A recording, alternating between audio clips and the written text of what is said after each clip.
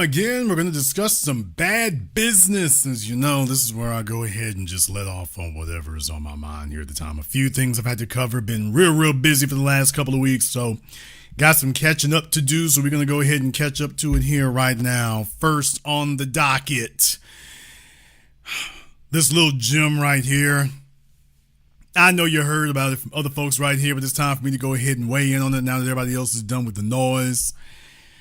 You know, I was a young man like Jalen Green was, and all my girlfriends at that time in life were at least 10 to 20 years older than me. So I know what it's like to be under these circumstances. And I also know what it's like when you are sitting up here making decisions and it's very clear that you're not being strategic at all. You just being one big dummy. What? And that's where Jalen is now. The whole world has been talking about the fact that, by the way, he just got renewed for a new contract. He got a new contract. At least you would think it's a he got a new contract. But when you took a look at her Instagram, she's, oh boy, if you didn't know better, you swear she got a new contract. And she kind of did. And deal with it, nigga. So, yeah, old Jalen don't see it coming. Yeah, this ain't your contract. This is our contract. Let me explain to you all exactly what gets these fellas caught up. Let me explain to you exactly where they screw up at. Jalen Green has fallen for a trap. It is a trap that many unsuspecting young fellas fall for. He doesn't like the little goofy gals of his age group. So he's told himself that if he gets a older female, she's going to be more serious about life and she's been around the block more, so she's more mature because and the problem is he doesn't have a lot of experiences. He doesn't have a lot to compare it to. So because he's had very limited experiences, this woman knows swoop in quick before he learns any better. So that's exactly what she's done. The big dummy then went up here and got her pregnant. And so she's like, okay, well, I'm in. And she's going to start pressing him eventually, probably to get married at some point. He's probably just holding off on that. But she's going to be pressing for that if she thinks she can pull it off, which she probably knows she can't. But she's going to try to go for it and just see, hey, can we just run the tables? Can we just run the tables? So a young fella gets caught up with an older chick. He's not grounded. He thinks it's all a game. He makes a decision where now she has a permanent attachment to him, one that is enforceable by law. And there he is. So, yeah, Jalen Green, you and your baby mama just got a new contract. And if she's doing this stuff publicly, this is to gas his head up. So that's why I'm saying she's pressing hard. She's going to be trying to get him married so she can go ahead and run the tables because the men in her age group wasn't going to give her nothing. She's going feral. The men in her age group are smarter than this. They're not going to give it up like that. He doesn't have any real men around him to hip him to the game and to tell him exactly what he's supposed to do. So he's responding and acting like a female in his position. He's all starstruck. And now he's just caught. So Jalen Green has gone ahead and gotten a big money contract early. And you can see all the damn signs. You can see all the damn signs. You can see all the damn signs of how it's going to go. And I don't wish bad on anybody's relationships necessarily. I'm just doing the math. So I'm not hoping anything. I'm just saying, by the way, this looks very familiar. Looks very familiar. So, there we go. Add fuel to the fire here, over there in Hollywood news or former athlete news. Got to keep up with this one here. This goes into the category of predictable car wrecks. Tom Brady's ex-old lady, Gisele Bündchen. Surprise, surprise, she's pregnant already. With a baby by her boyfriend, the jiu-jitsu instructor. She's 44, he's 37. Don't you really, this woman here don't understand that he the one winning. Damn! She don't get it. He's the one winning. The jujitsu instructor done came up. There's no way in the hell this can work. You see a pattern of behavior when somebody knows they don't really rate to be with you. It's like, okay, let me go ahead and trap you with this baby right quick. Females aren't the only ones who do this. This is the lesson for everyone tonight. The moral of this story is females aren't the only ones who do this. They're not the only ones. If you're a chick who's papered up, it's too easy. You're too easy of a target.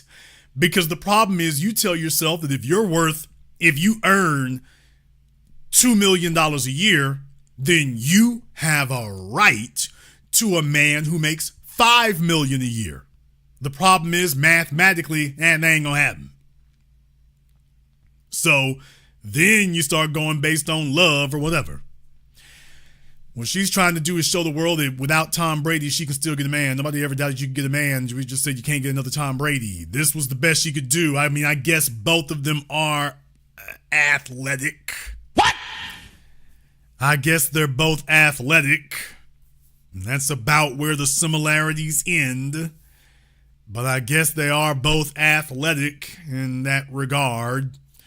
So she done got caught up with the jiu-jitsu instructor. Would anyone want to place bets on how long this will last? He's such a great guy that she didn't want to get married. She said, here, we can have a baby, but we don't need to get married. Yeah, he's such a great guy. That's what she's doing. I'm sure her kids with Tom, just greatest mom in the world, mom of the century. That witch doctor she went to go see who was burning sage around her car. I'm pretty sure she told her, oh yeah, follow your heart. Do this right here. Oh, and pay the receipt at the table. So Gisele Bündchen already dumb, middle-aged, desperate, going on emotions. This fella here ain't got a damn thing to lose. She obviously has not seen Halle Berry, Mary J. Blige, and a number of other females out there. Gisele about to join them. What can she do, y'all? He's the daddy. What can she do? She is worth exponentially more than him. So what's she gonna do? The witch doctor probably told her, don't worry. It's not your fate to be. You're gonna be very happy. Even here in this article, this thing is just making crap up here. In June 2024, a source told people that the supermodel had blossomed since her split with Brady. Quote, she is secure and happy and so busy with her life that she doesn't have time to dwell on the negatives out there, the source says. Who the hell's the source? So you got folks saying garbage like this. You had some other folks saying that too. They're taking it slow. She's already pregnant. That's not slow. That's not slow. Plus, she's 44 years old. Damn! Folks, 44? 44! Don't you see he done tried the boy? He's sitting there hoping that these octogenarian ovaries can get the job done. Because he's like, hey, just in case this jujitsu thing don't never work out, got to make sure I'm straight. So he's probably sitting up here taking her to her prenatal and everything. 44 years old, y'all. 44. Yeah, did you miss that part? She's pregnant and 44. All right. Perfectly fine there. So, yeah. Old dude was like, look here, she probably got 2 good eggs left up in there. She probably got 2 good eggs left up in there. Let me see if I can grab one right quick. So there you go right there. All hands up who can't predict which direction this is going. All hands up who don't know how to predict how this one's going to go.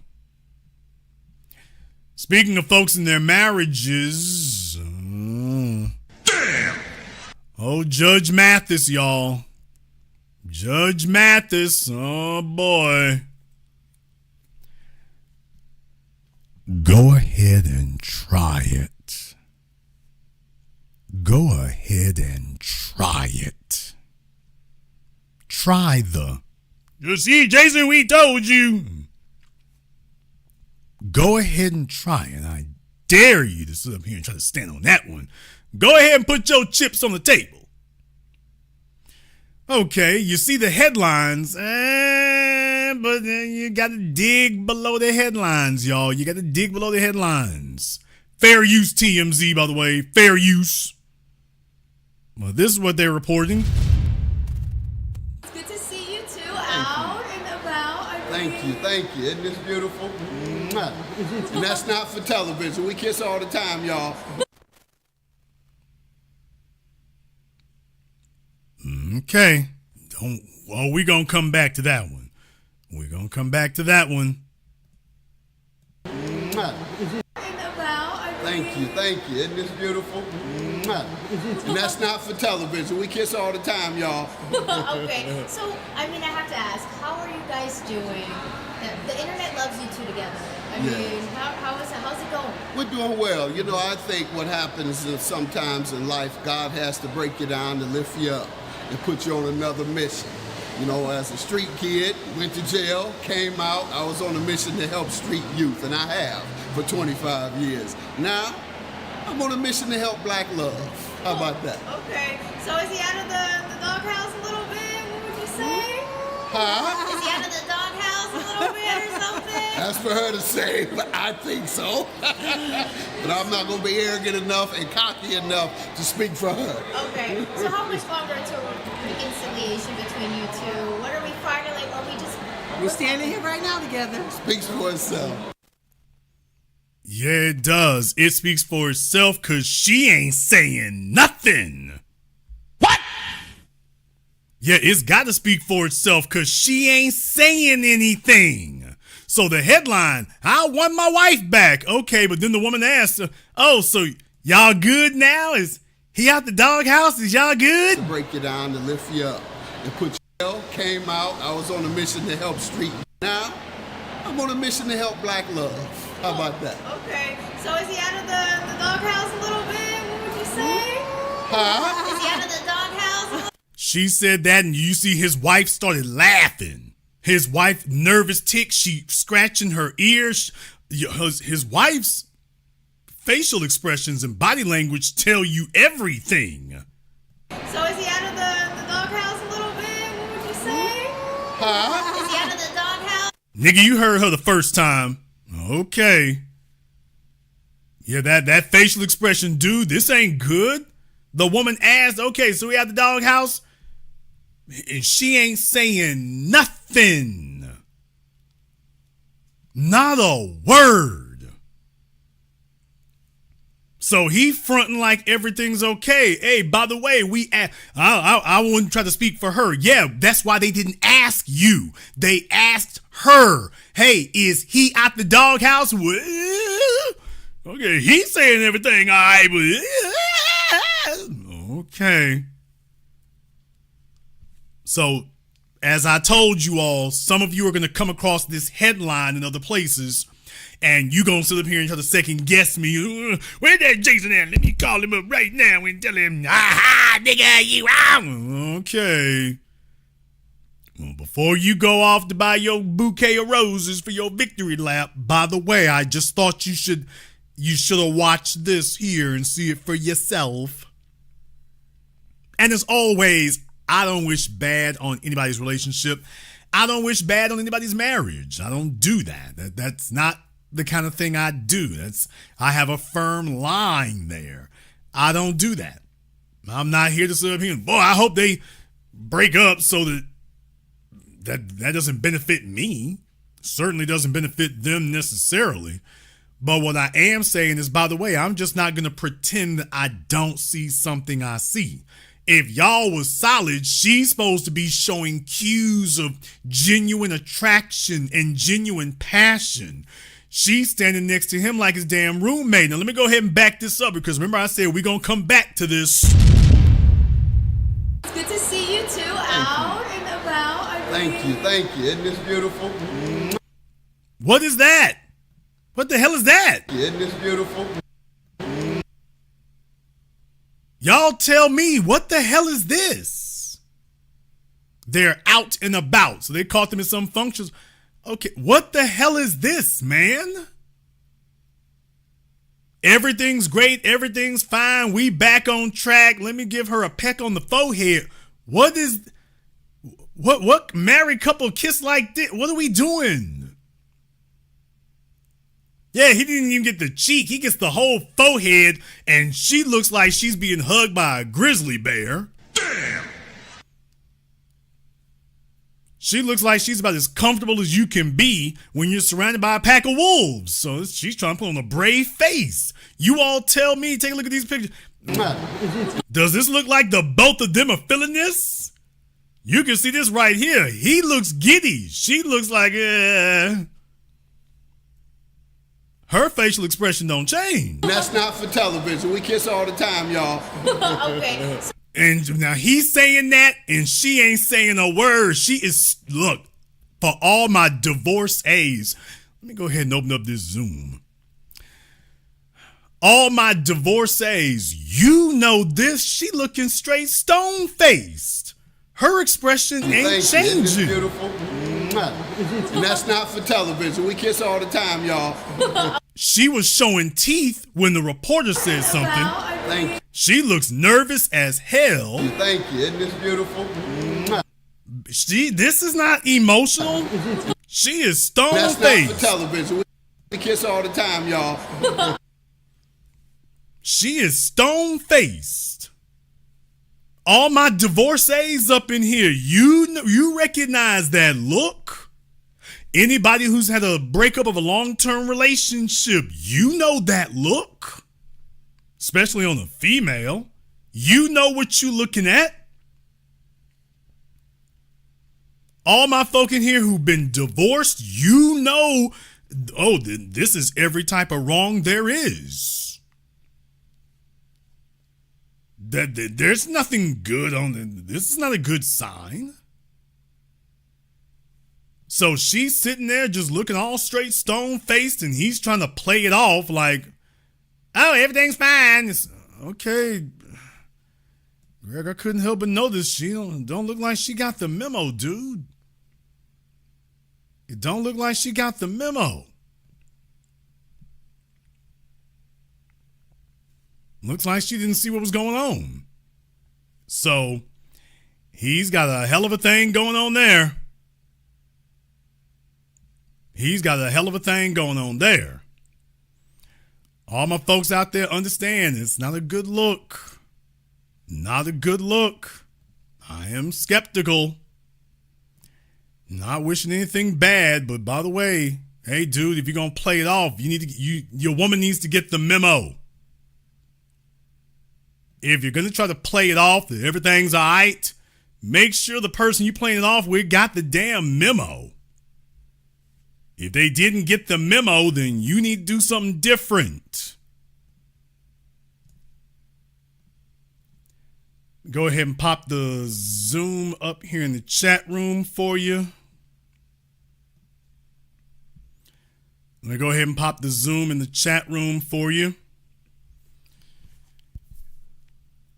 Judge Mathis says everything's all right. I would be remiss if I didn't do a catch up on that and say, by the way, that doesn't look right. If this doesn't look right to y'all, give me the frowny face emoji in the chat room and hit the likes button for me. It's over 1,300 people in here live in just the first 20 minutes. Needed to make sure we made an appearance here tonight, but if you all feel like this ain't right, give me the frowny face emoji and hit the likes button for me. Or I'll go ahead and wrap it up. We can always do that. I just need to give you some bad business. I need to give you some bad business. If you're going to go and do something like that and say something like that, if you're going to move like that, Greg, I'm like, hey, bro, if you're going to front, both of y'all need to be on the same page. Both of you need to have the same page.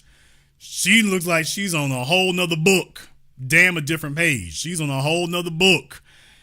And you know what the reason for that is? Let me just go ahead and be honest. We standing on bad business tonight. Let me just go ahead and be honest. As I said before, Greg is worried about his image. And rightfully so. He's worried about his public image. This ain't a great look. He's worried about the image. He wants to know how to make that work. He's trying to figure out how to get that to stay stable because that's how he makes money. That's what got him where he is. He's trying to keep the image stable. She like, nigga, damn your image. Let me get this bag over here. That's where it leaves him at. Desperately trying to save his image. But you don't have a partner who's trying to save it with you. And you can see from her face, I mean, he cheesing big. She doesn't look even remotely as thrilled and happy as he does. Not even remotely. So yeah, he's trying to put on a brave face, but she's like, I ain't got to play along with it. Okay, so I mean, I have to ask, how are you guys doing? The internet loves you two together. I mean, how's it going? We're doing well. You know, I think what happens is sometimes in life, God has to break. Ladies and gentlemen, all I can tell you is while this is all going, don't look at Greg.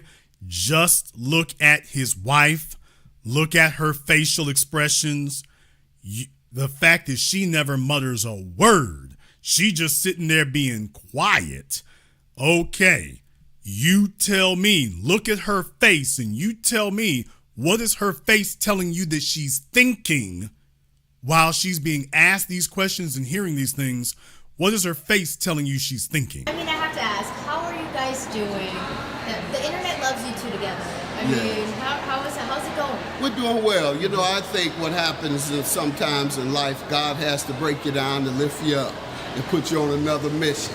You know, as a street kid, went to jail, came out. I was on a mission to help street youth, and I have for 25 years. Now, I'm on a mission to help black love. How about that? Okay. So is he out of the doghouse a little bit? What would you say? Huh? Is he out of the doghouse a little bit or something? That's for her to say, but I think so. But I'm not going to be arrogant enough and cocky enough to speak for her. Okay. So how much longer? How are you leading in a relationship? How are you leading and you can't even confidently speak for your status in the relationship? Nigga, please.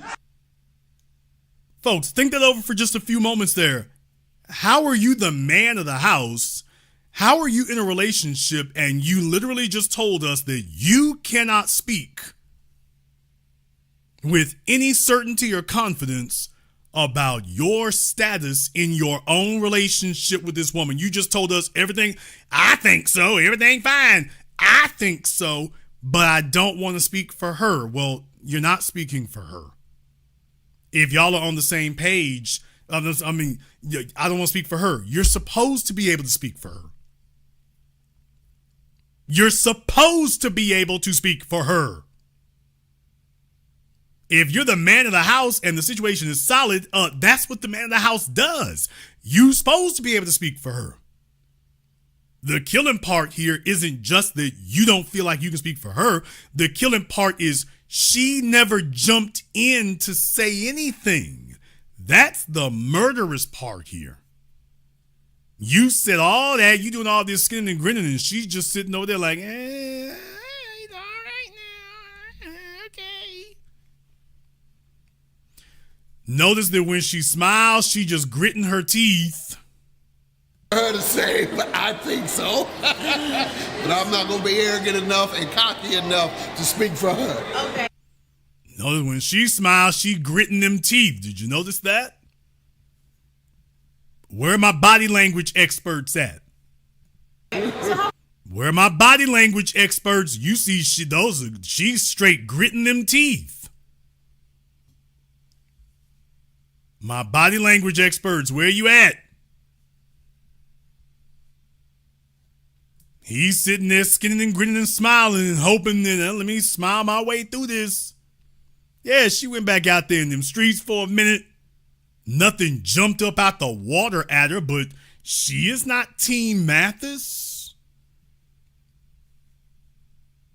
That's not what I'm seeing. The whole damn thing where he got his arm around and stuff. Oh, everything great, everything fine. Man, you'd have been better off just bypassing this. He'd have been better off bypassing it. Bad look. You know, as a street kid, went to jail, came out. I was on a mission to help street youth. Notice how her face changes when he says this. When he starts talking about himself, she doesn't smile. She was smiling right up until he started talking about himself. God has to break you down to lift you up and put you on. She's smiling. Now, you notice she's smiling about this. Let me explain something to you all. For those of you who follow Robert Greene, he's written several books. He didn't just write the 48 Laws of Power. He's written Laws of Seduction and Mastery. But he also talks about people's feelings. And he says when you're dealing with someone who doesn't like you, there are always signs. There are always obvious signs that this person doesn't like you. And Robert Greene, one of the examples he gave is that when something bad happens to you, you'll notice there goes a little twinkle in their eyes, a little smile on their faces. When you're talking about something bad happening to you, see, when you all are dealing with somebody that you like or someone you have sympathy for, someone you love, when they're talking about something bad that happened to them, you're not smiling and they're not smiling. But when you're talking to somebody you don't like and they're telling you about a bad situation, they're going through a hard time, somebody's chastising them, they getting corrected, they getting done up, you notice a little smile comes across their face. You notice there comes a little twinkle in their eyes. They're not sad about that. It's like, oh, tell me more. So when he first starts talking about God has to kind of break you down to build you up, well, he's talking about the bad part. Right after that, he starts talking about himself, only he starts talking about himself in a congratulatory, positive manner. And notice her face changes right when he does that.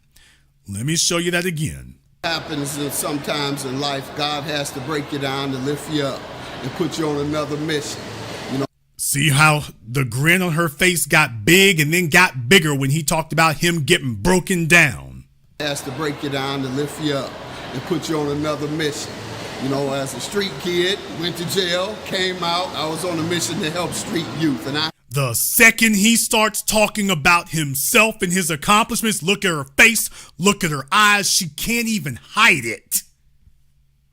She's got so much contempt that she can't even conceal it with a camera sitting in front of her. She can't even make it through a 1-minute video of concealing it. By the way, this is something that she's heard all this time. She's like, yeah, I've heard it and I can't stand it. I'm sick of hearing about how great you are. I'm tired of hearing these positive things about you. I don't want anything positive for you. I don't want you even going backwards to focus on anything positive for you. Don't believe me.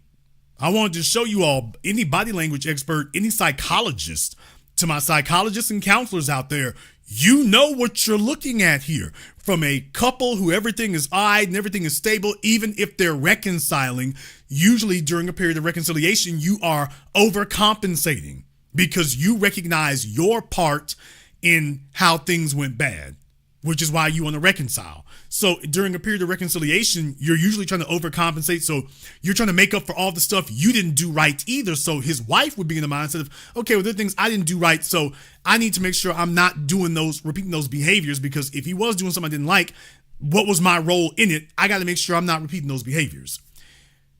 That's not what she's doing here. It's just, yeah, this is all your fault. And no, I'm not okay with it. And he's sitting up here doing all this gesticulating. Look it up. He's doing all this flailing and arm waving and all these facial genuflecting. Look it up again. And notice all of this intended to soften her up and to win her favor And to get her to be sympathetic, he's doing all this groveling intended to make her more sympathetic towards him.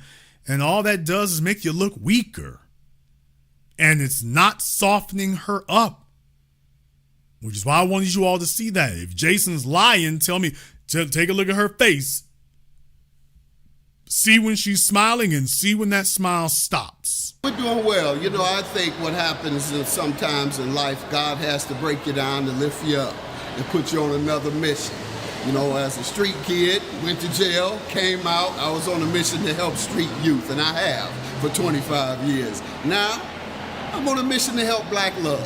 How about that? Okay. So is he out of the doghouse a little bit? What would you say?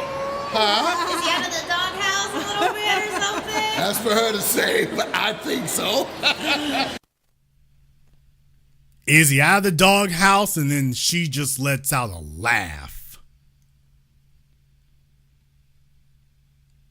While he's sitting there grinning big. These two smiles couldn't be more different. Her smile is really going downward. It's damn near a frown. Her smile is damn near a frown. He big belly laughing to try to conceal what the reality is.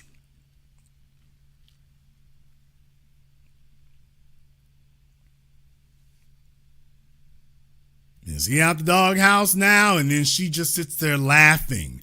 Every male in here whoever tried to pursue a female who wasn't interested in you, or she only pretended to be interested in you for a while, and then one day the real damn thing came out.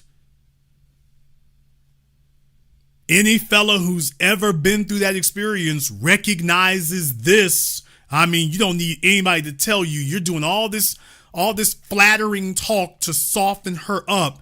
And she's just sitting there stone-faced. And then she talks about, is everything between us all right? And she starts laughing. She will neither confirm nor deny.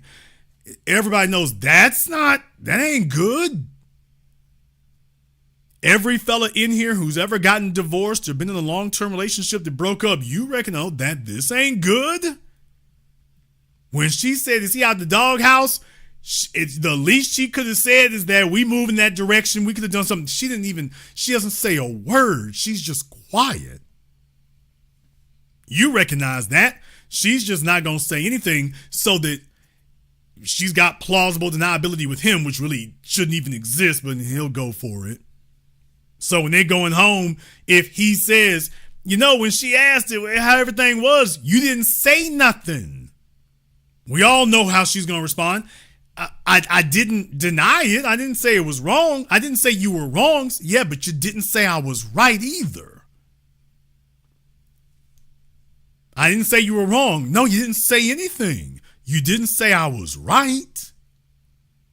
So you didn't back it up or anything. I said, I think we okay. And you didn't even just say, we moving in the right direction.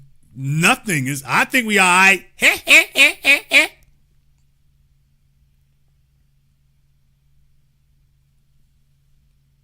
Does that sound like he's won his wife back to you? Does that sound like everything's all right? Once again, not wishing ill by any stretch of the imagination. I'm not wishing ill at all. I just couldn't help but notice. That, by the way, he's posing as if everything great. And she just sitting over there like, man, look here. I hope one of his papered up buddies recognize that I'm back on the market. Because that's the real problem. Dude, is she next to you because she's had a change of heart? Or is she next to you because she was looking for another fella could fill in them gaps?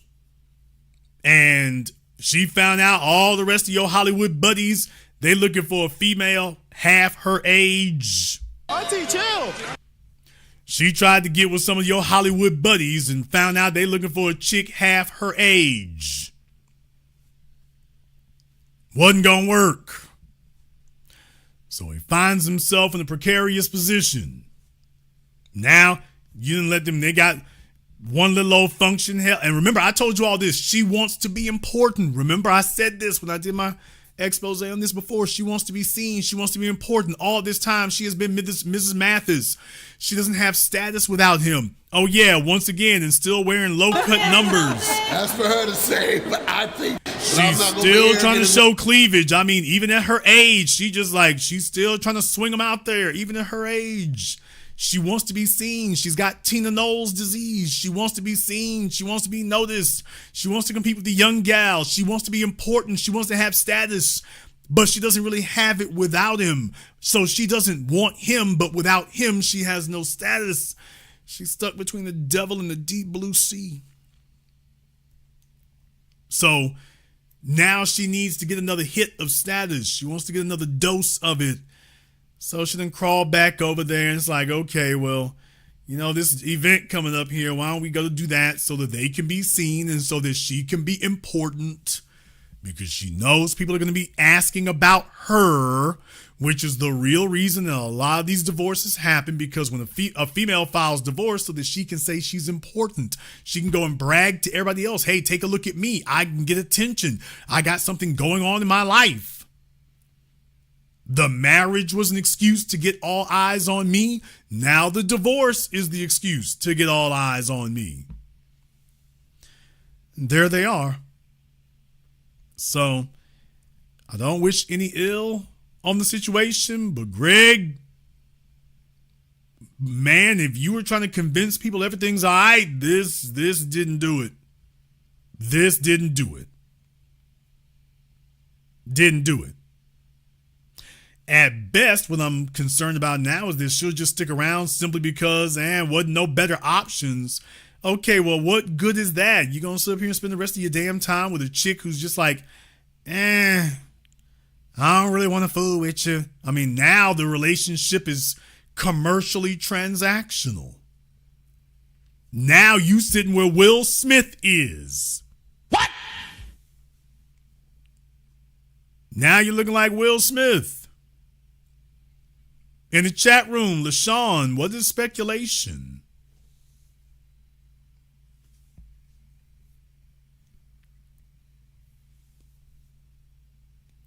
In the chat room, LaShawn says speculation. Now, I'm curious to find out what the speculation is. I'd like to find out exactly what it is that we are speculating about. I don't have a problem with that. But if there is some speculation going on, I would like to have an idea of exactly what's going on in that regard. So, yeah, and you can enlighten me. Just curious to know what we're speculating about. If it is speculation, just curious to find out what that is.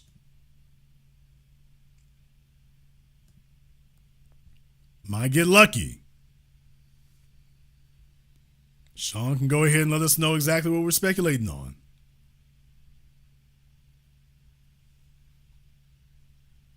Okay, Sean wants to know for what. Sean, let me go ahead and get you to hit me up on Zoom. I got the Zoom link at the top of the chat room there, Sean. So why don't we go ahead and have a chat about that? Why don't we go ahead and have a talk about that, since Sean wants some more clarification. Let me go ahead and see if we can help him clarify here. Oh, I went to Sean's YouTube page. Oh, man. Oh, yeah, Sean, we need to parlay here. Sean, go ahead and hit me up on Zoom. I'll give you 2 minutes for that. Sean, go ahead and hit me up on Zoom. I've been to your YouTube page. I think I see the angle.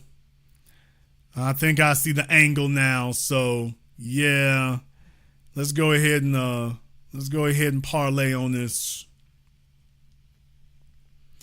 Let's go ahead and get your side of the story on this, so we can see exactly.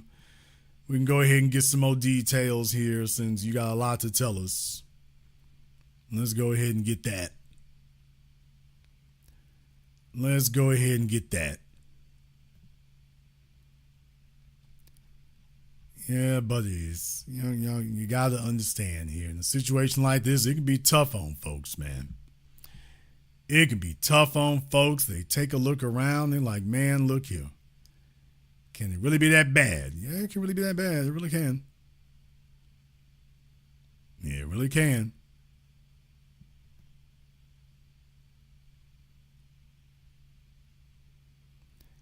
Sometimes they have difficulty accepting that, y'all. It can be tough on them. They'll have some difficulty accepting it. And telling themselves like, okay, they want to believe in true love, I guess, or whatever the case may be. They want to believe that these people they saw on television, they want to believe is real, or they want to believe is special. I don't know.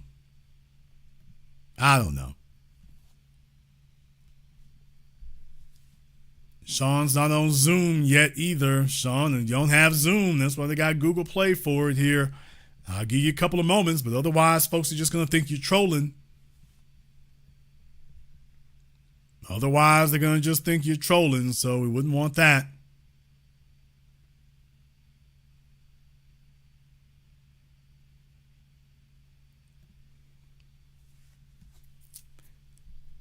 You got to understand, in the 21st century, everybody's willing to stand by what they say until they're told to stand by what they say. Sean, if you're here in the chat room, the Zoom link will work for you. All you got to do is click on it. So let's not play dumb. I'm starting to think you're just trying to troll. We can't allow that. So it's really just that simple. Look here, it's like, folks, if you say things, it's the 21st century. It's the 21st century. All this saying stuff and then, I ain't really want to stand on that right there. Okay, if you don't stand on what you're saying, just shut your mouth for the rest of your life. Adulthood is not working out for you. When you sit up here and make a subjective judgment on something and talking about what is or isn't, what speculation, okay, when you say that, you got to stand on that. You got to stand on that.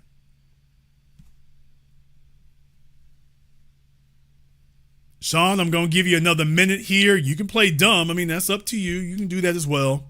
But by the way, you click the Zoom link and it'll help take care of the rest for you. If you're not clicking on it, that's you. So, hey, you can act like everybody else knows how to use it except you. Okay, that's fine. Everybody else except you. If anybody else wants to use it, by the way, you can go ahead and make that available as well. Now, y'all got to understand, it's the 21st century. Folks understand in their heads, it works out one way. Saying these things works out one way in their heads. It's like dealing with dope fiends. When they say things, they think they're brilliant. You know, it's just when they say it in their heads, to them, they think they're brilliant. When you repeat their words back to you, I recently had an interview with a aspiring politician, and everything was fine until I repeated their words back to them. Once I repeated their words back to them, for the first time in their adult lives, they actually started thinking about what it was they had said. Up until that point, they had never done it. So you got to understand, for a lot of folks here, they got incomplete, incoherent thoughts. They're not really valid. They're not really thought through. They don't have a lot of integrity to it. And it's the first time that they ever had somebody repeat their words back to them. Usually folks are sitting around with a bunch of dummies. Understand what happens, folks. Usually they're sitting around with a bunch of dummies. And when they're sitting around with a bunch of dummies, what happens is dummies sit up here and reinforce what you already believe. Social media does that. They just reinforce what you already think. So when you say things that you shouldn't be saying, that's what occurs. Okay, Sean is going to get timed out for a little bit. If Sean does not go ahead and use Zoom within the next few minutes here, we'll just make that permanent, but he's not going to sit in the chat room lying about what he can't do. So everybody and their mama got Zoom, especially since the pandemic. All you have to do is click the link. He's trying to play dumb. Well, I don't know what to do with it. Yeah, because you are actually told to stand on some business. He was actually told to stand on some business. Now is, I don't know if I can do that. I don't know what that means. Well, I got to do that. I didn't think you were going to say nothing. See, the problem in the internet age is that folks are used to saying dumb things. They're used to saying stupid things. And because social media's algorithm is engineered to attract people to you who are like you, well, if you're a moron, or if you're not very smart, or if you're not very well informed, they're going to bring other people around you who are just like you. Now you have this echo chamber of ignorance. And you think you're brilliant. Or at least you think what you're saying is sensible. So they end up doing that. Reality is scary to most people. Do you understand that? Most people are afraid. Yeah, they have their pretenses. They put on their game face, but it's basic psychology. Most people are afraid. Most people are scared. When they're confronted with an unpleasant reality that they can't really argue around, the first response is fear. The first response is to be scared. The first response is to try to figure out if you can shut everybody else up. And that's not true. That's not right. The evidence is sitting right in front of them. Because once you understand something, then you have to go ahead and acknowledge it and live under it. You have to acknowledge it and live under it. You will sit here and dismiss all the other evidence to the contrary because you're terrified of what it will do to your worldview. That you're going to have to live under that reality. Gisele Bündchen, you know what the issue is? And I've met many celebrities, entertainers, things like that. Y'all need to know something about those people. Those people, if you want to know why it is that they're so damn wacky and weird, if you want to know the real reason why these folks are so wacky and weird, it's because they don't actually have anybody around them who isn't afraid to lose them. See, when you're not afraid to lose somebody, you just tell them the truth. It's like, okay, I'm not here to get nothing from you, and I'm not going to lie to you.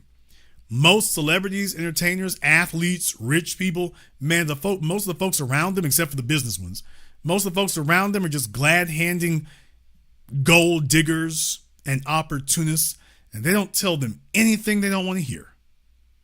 Anytime that the subject swerves into something that they don't want to hear, everybody, I'm talking about en masse, you have a whole room full of people who won't say anything.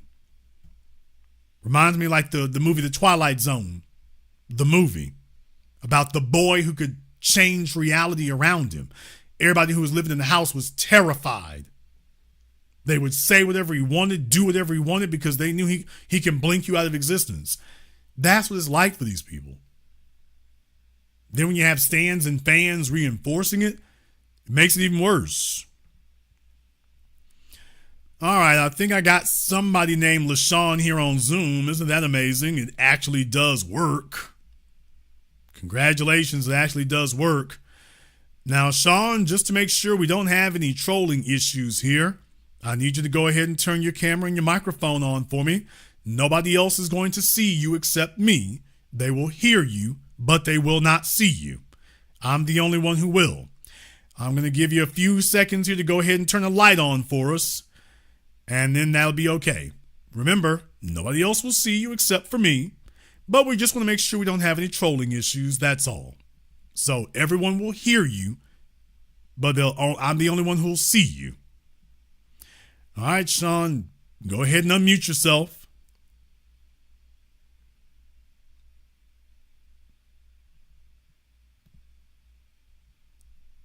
Go ahead and unmute yourself, Sean. Okay, there we go. There we go. LaShawn's been fighting with this newfangled technology. Yes, all right, you can take your finger off of it, Sean.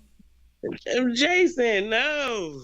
Okay, let me try this one last time. The only person who will see you is me. No one else is going to see you. Yeah, but I know how you do, and I don't need you clowning me. I'm actually a beautiful lady, but I don't Well, look great right LaShawn, now. nobody else is going to make a call on any of that. So that's not the reason for it. So nobody else is making any call on that. I don't play those kind of games. So if you know me, you already know I don't do that. So it would be disrespectful to persist that I do things I don't do. Now, if that's what you're going to be doing, well then, good I'm night not and doing goodbye. Okay, I'm not doing that, Jason. Hello. Thank you very much. All right, LaShawn. Now, you were attempting to tell us that we were speculating. Well, because as I'm looking at the video that you kept, rewinding second by second, I just was not seeing what you were seeing. However, I don't disagree with you that she's probably ready to move on. Okay, then where's the speculation at then? Well, I just didn't see her facial expressions expressing what you were suggesting they were expressing. That's all. So you saw her facial expressions the same as the rest of us, and you're saying that you didn't see what we saw. Well, the downturned smile. I mean, all the inference that you were putting on it. I just, that's just how I felt about it, Jason. Okay, about what you felt. Okay, the feelings are speculation. What did you see? Well, I did see a man being full of crap. He didn't seem. He seemed to be desperately trying to hold on still. That's what I saw. I did see that. Well, yeah, that's exactly what we were saying the whole time. But the reason for that was not because of him. The reason is because obviously her. If he were the only person in the room talking, well, that would be different. We're not saying this based on him. We're saying this because we have the other party in the room, and there literally is nothing that they are doing, verbally or non-verbally, that is coinciding with the impression he's attempting to communicate. Well, I'd like to say, to me, I disagree with that because now I'm about to contradict myself, because what I really do feel though is that she doesn't want to leave this marriage, but she, has been hurt. That's what I see. Okay, She's been hurt. She filed for divorce. Mm-hmm. Mm-hmm. Now, you just said that she doesn't want to leave the marriage. If she did, why was she taken back? But she hasn't. Standing on business. Okay, right? She hasn't taken him back. That's the entire point. That's why I showed the video. Does that look? Forget him, LaShawn. It's not speculation if you're looking at her. Do you see a woman who has taken this man back? She's standing right there with him, smiling at the camera. It looked like she took him back to me. So you thought her smiling was sincere? That looked like a sincere smile to you? It wasn't her smile. It's the fact that she's there letting this man have his arm around her in the camera, suggesting that things are being worked out. So you're telling me that the fact that she stood there the whole time and did not breathe a word, that's inconsequential? If it was I filed for divorce from a man who done me dirty and is been acting crazy on TV for the last couple years, hollering and screaming at everybody, he wouldn't be standing in front of no TMZ camera suggesting that we're back together. Well, thank you. No. So you're talking against yourself now. First you're saying it's speculation and everything's fine. Then you just articulated no, it is not. No. I didn't mean speculation about the issue between them two. I was just talking about how you were, sorry, Jason, but kind of were going on and on about her. Yes, because what you're about to do is for the third time, you're going to confirm that, by the way, it's not speculate. Her facial expressions and her attitude are not speculation. They are completely coinciding with what I said and what we all saw. And you're saying, no, that ain't what, she don't really mess with him like that. Well, yeah, we can see it on her face. No, you can't. So you're saying that there's something else you're seeing. Well, yeah, what she used to be doing, but everything's fine. He got his arm around her. And then you're going to say, but she don't fool with him. So which one is it? LaShawn, get yourself straightened out first. Which one is it? Is she still fooling with him and we're heading towards everything's okay? Or she is still separating from him? Which one is it? She is obviously staying with him because she's standing right there in front of the cameras. If she was leaving this man, this would be over. Okay, so we you're wouldn't have a video to break down second by second if she was really leaving this man. That's what I'm saying. I see that she's over it, but I see that she's still there. And to me, that suggests she's not going anywhere. Okay, clearly you did not see my breakdown of this before. It's a very good thing that you all have a host who has a good memory about these things. Ma'am, she was posting pictures of them on Instagram the week before she filed divorce. What? So they were posing with their children. I already did that on my program. I'm not going to go to Instagram and go pull it up because we already covered that on the program. She was doing that right up until she handed those papers. Which, by the way, is what any divorce attorney will tell you. That's always the way that women do it. They sit up here and keep up a brave face. They don't want you to leave. She doesn't want him to leave. She wants to be the one who drops the hammer on him. And so she can make the first strike because she's been planning it for a while. A woman doesn't just get up one morning and file a divorce. She's been planning to do that for a while. But she was sitting there playing the family game and taking the pictures right up until she handed the papers. Now you telling me that they went to some shindig somewhere and Jason, she's standing next to him. You mean like she was when she handed the divorce papers? You mean like that? Jason, she had the children for the pictures. That's understandable, but how can she explain the children aren't there? Why are you still with him? The same way she was when they were there before. The attitude, the presence of the kids is not the issue, and the grandkids is not the issue. The fact that had already decided and settled on filing divorce while she was taking pictures standing next to him before. Now, we know this for a fact. When she was posting those pictures on Instagram, she had already determined that she was filing for divorce, and yet she went and took those pictures anyway. Now, you talking about everything's good. Why? They're taking pictures together. Excuse me?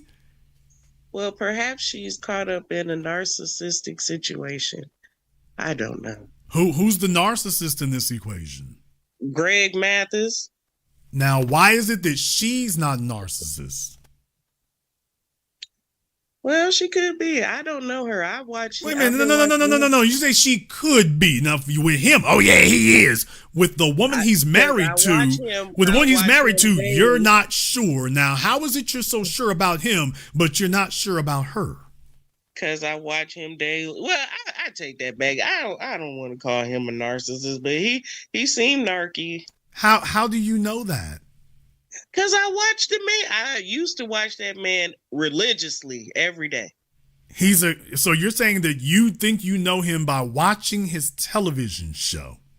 Some people have a gift, Jason. Some people have a television contract. In other words, they perform in a certain way because that's what gets ratings. Judge Mathis lost his show because of how crazy he started acting. Judge Mathis lost his show because after 10, 15, 20 years, the courtroom shows don't make any money anymore. Nobody's making no money at that, man. They said why they were canceling it. Mm-hmm. Because tell me a courtroom show that's killing the ratings like they were 8 years ago. Name one. But that is my point. How he was acting. That's why he lost ratings. People stop. You go to the comment section on his videos. It's like nobody can believe who this guy is. He started acting crazy. How is he any different now than he was 20 years ago? What's he doing differently? He wasn't hollering and screaming and doing all of this. I don't know. He wasn't hollering. Are you telling the world that Greg Mathis wasn't hollering hollering and screaming at folk 20 years ago? What show were you watching? Not at all like this. He's been screaming the whole time, but it's a different screaming now. Well, he's screaming You're different. talking about him rolling up some paper and putting it out like he throwing crack rock. That he wasn't hollering and screaming for earlier years. He started. I don't know if you were watching, Jason. Ma'am, Greg Mathis has been the same for 20 years. If anything, he's slowed down. That is incorrect. You're not going to find you can go to YouTube. You're not going to find a show of his from 15 years ago and a show of his from 15 months ago and see any difference. Oh, Jason, I'd like to make a wager with you about that. So. Baby, I would take that money any day of the year. Me too. Okay, I'll help you get I'll help you get the OnlyFans or Instagram so you can go ahead and get that money up so we can go ahead and do this. But you already know it's correct. Why don't you just say it like it is? How many children you got, LaShawn? I have 2 children. There you go. Now, how many husbands you got? I have 1 husband. No, where one husband currently? 1 husband in my life. 1 husband currently? No, I am currently unmarried. There you go. All right. So in other words, it's speculation that you've ever been married, but she ain't happy about men. Now, why are you no longer, okay, let's just play along and pretend that you've been married. Why are you not married? Ma'am, until you show me a certificate or something to prove, I got to speculate. This is speculation. Why are you not still married? Because I am you know why? And I don't know how you guys think. Ma'am, it's a very simple thing. What was the reason? Why was the reason you're not married anymore? Because I prefer to be single. Okay, well, clearly you didn't because you got married. I said I prefer. Okay, something changed. You were born single. You were single right up until you got married. And you decided you preferred to be married. Then one day you decided you preferred to be single. So what changed in the marriage to make you think that single was better? Well, yes, because I realized single was better. You don't have to. It's a lot of stuff you got to do with another person living. Breathing and thinking and all of that radiating all next to you. It's a lot to take on. Okay, he was good, man. Okay, LaShawn, last time, baby. Take that finger off of there. That's not cool. Thank you. All right. Okay. Ma'am, he was good enough to get married and have 2 children. Yes. Okay, that's inarguable. So how was he good enough to get married and have 2 children with? Obviously, you was loving it. So, ma'am, this is not very mature of you. Why don't you just stand on business? What happened? Just as simple as that. It's a 1-word answer. What's the word, Jason? I don't know. You're the one who has to say it. Cheating, beating, retreating, meeting. Annoyed. Just annoyed. I just started getting annoyed with the presents. That's all. I'm a loner, Jason. And I tried it, and I bore 2 children, 2 successful children. Let me brag for a minute. My son went to Morehouse, went on and University of Pennsylvania, becoming a doctor. Okay, he might be the biggest quack in Jacksonville, so we can't go off of that. But in any case, here, who filed for divorce? I did. There you go. Oh, Jason. Yeah, that explains it. Well, of course she's going to side with Judge Mathis's wife because I didn't side with her. I'm just looking at the facts. You haven't named a single fact yet. Everything you said has been speculation. You telling me you know this man? I watch his show every day. It's a television show. Yes, but I peered into his soul through his TV show. Jason, listen, this man started making sexual innuendos and things like that. You know how before he'd be a little risque and then, it was laughing, but he started getting bolder and and then not to mention his sexual actions. Okay, be careful now. You don't want to get yourself sued for defamation. If I can pull up the video, it ain't no defamation.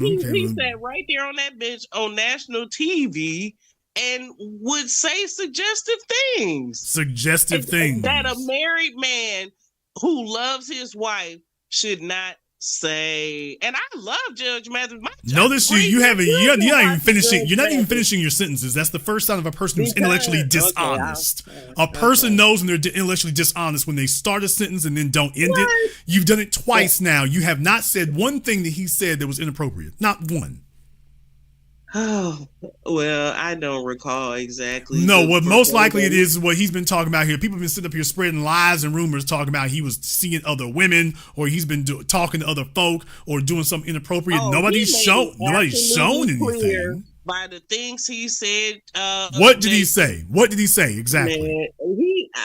Oh boy. Well, you got me on the spot. It's been a wow. while. Okay, so you're lobbing accusations, but you won't substantiate any of them. I was left with the impression that it's very obvious that this man steps out on his wife. That was the impression that he left. You are lobbing accusations, but you're not substantiating any of them. You said he said something. You can't even tell us what he said. Now, you know that is criminal of you to accuse somebody of something and not even be able to say what it was you claim you heard. Did. I said he left the impression that that's exactly what he was doing. And what did he say that left an impression? It was not surprising because of what I had been witnessing from him through my TV. And what did he say that, quote, left an impression? He would say things like, depending, yes, like, give me a minute, but because you're pulling this, I'm trying to remember these episodes, but it would have something to do with something, like, say they had a case, a guy might have said she did something risky, and then Judge Mathis, he'll chime in and make a comment, a lewdish type comment that was inappropriate. Especially when you have raised your children watching him, was pretty wholesome TV. You're saying the same thing you've been saying, and you give no details. You just keep talking in circles. I'm going to just say one thing here, respectfully. Did your husband say things that you needed to correct him about? Because you said that you lost patience. So I'm curious. Did he also say things that you lost patience about that you can't remember what it was, but you know that he said something that left the impression that you didn't like what he was implying or inferring, but you can't remember? I'm just curious. Did you all ever have that kind of argument? No. Jay. Yeah, you did. Yeah, you did. Let's not do that. Don't lie on your marriage. Don't do that. That's not what happened. Yeah. If you were married to him, I'm pretty sure you were accusing him of stuff. And when he said, "What is it?" you couldn't name it either. But I'm gonna get a divorce that way. I feel some guy. I just feel different. If I was Judge Mathis's wife, then yeah, she needs to have instant recall of all of his transgressions. Okay, but if you are going to make an accusation against him, you need to at least be able to substantiate that. Aren't you making accusations with your video and your little rewind button and all that? Aren't you doing that? No, I'm not making any accusations because it's already documented. The woman filed for divorce. We know the timeline of when she filed for it. And anybody who has hired an attorney for divorce knows you don't just walk in on a Tuesday and they get served on Thursday. That's not the way a divorce works. So what that means is excuse me, I'm answering your question. First of all, females never file for divorce out of the blue. All of y'all have to plan months or years in advance. And take a look at their Instagram. She was behaving like the good little happy housewife the whole time that we now confirmed she had already been to an attorney and already filed paperwork and was still sitting there posting stuff on Instagram and smiling the whole time right up until she had him served. That's not speculation. I can show you the dates. Hell, you can show yourself. Just go to their Instagram. You can Google when they filed divorce, and then go to Instagram and see the last pictures of those two have posted up together. And you can see, oh hell, she's sitting there with the pictures right as after she has gone to go see an attorney. After she did that. While you claiming, well, if she was really done, she wouldn't be there. I can show you that she was done and was still sitting there in front of him. As a matter of fact, even after she filed for divorce, because you didn't hear my last program about this, she has still been in the house. Yes, I know that. Yes, matter of fact, I did hear that. I did hear What? that. Oh, Jason. wow. Oh, okay. So you're done, but you still in the house. He won't leave. I bet you. You know what? Oh, I'ma excuse tell me. you That's something, not and I true. know- Excuse me. He was at the airport the last time TMZ colored with him. The whole issue was that he wasn't. get back home. The whole issue was he wasn't at home. He was at the airport leaving out again. He said, "I'm always leaving out. I'm always on the road. I'm always somewhere other than with my wife. And this is what it costs you." So, ma'am, she already substantiated that he's not home often. So that debunked that. So what else you got? Why don't you, LaShawn, I would respect you more if you just kept it on the bricks and just said it like it is. Just say, look here, I don't really trust these niggas out here. What? I don't really fool with them, Jason. So it's just, I done had enough men out here and I got my Betty Wright records. I don't really fool with y'all niggas like that. So if y'all do these women's wrong because y'all just don't do right, I would respect you more if you just said that. Oh, you're not going to respect me then, Jason, because I don't feel that way about men. I honestly, and I've not actually, you know what? I've never let the situation with a man get to the point to where I become bitter, like perpetually. Okay, what did your husband do to you that was deserving of a divorce? He really didn't do anything to me. It was just I was ready to just do my own thing. The kids is gone, and I'm not. So really... you wasted that man's time. No. Okay, excuse me. How long were you married to him? About 15 years. Okay, did he start doing something in year 15 that he was not doing in year 1?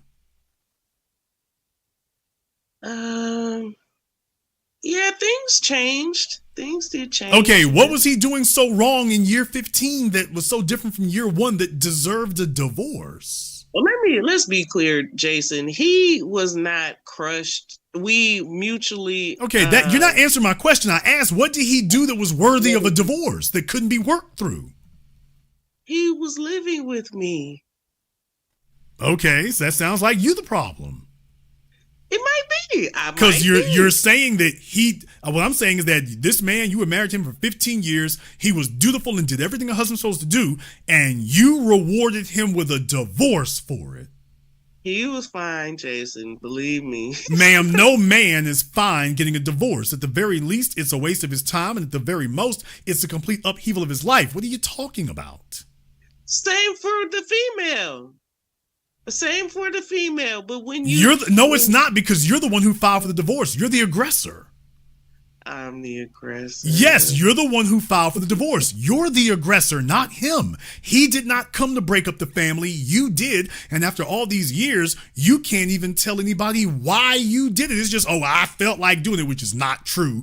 So y'all, I'm just not arguing with her forever. She knows why she did that and she's not being honest. But in any case, you're sitting up here filing for divorce and there's no logical, justifiable reason for it. Why in the hell would a man want to go into that? Knowing that if any other female thinks like this, why would men want to risk themselves? Because that's a waste of time. Men do not get married because they want to get divorced. When they say, how many men have married women and then just walked straight out the door and never came back? So come on, Jason. Has that been your experience? No. Okay, then don't talk on something you don't know about. You're making things up. You're making things up again. You're making things up again. You made up stuff about Judge Mathis. You made up stuff about your husband. Now you're making up this too. You're not talking for anybody else. And furthermore, 80% of the divorces are filed by females. Checkmate. I wonder why. Why don't you explain to us what a man does to be deserving of a divorce after the lifelong marriage and to have and to hold till death do you part? Why would a man deserve to be handed a divorce if he's not asking for it? If he's doing everything to make your life very uncomfortable or dangerous or anything like that, Okay, did your husband make your life dangerous? No. Okay, then you just said that was grounds for divorce. Well, he didn't do that, and yet he still had the divorce put on him. That's just one out of the many many, many things. Okay, I already asked you, what did he do that was Jason, worthy I of a know divorce? that you are a very brilliant man, but you are nitpicking. Okay. You're the one who's sitting up talking about I got divorced. The only reason you gave was I felt like it. I wanted to be single again.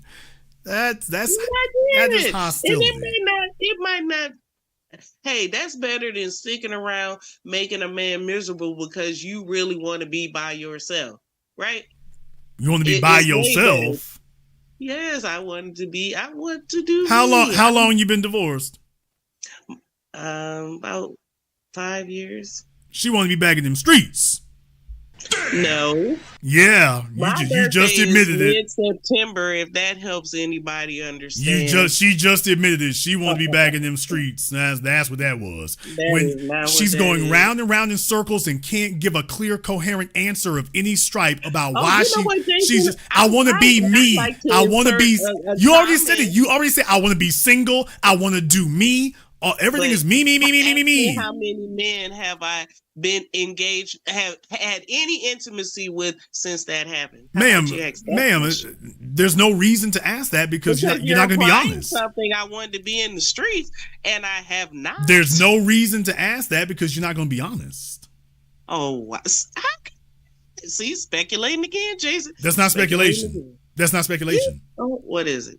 What are you Ma'am, doing? you've already, everything you said, I wanted to be single. I wanted to be alone. I wanted to do me. What are you doing? I want to do me. Okay, what are you doing that you were not able to do married?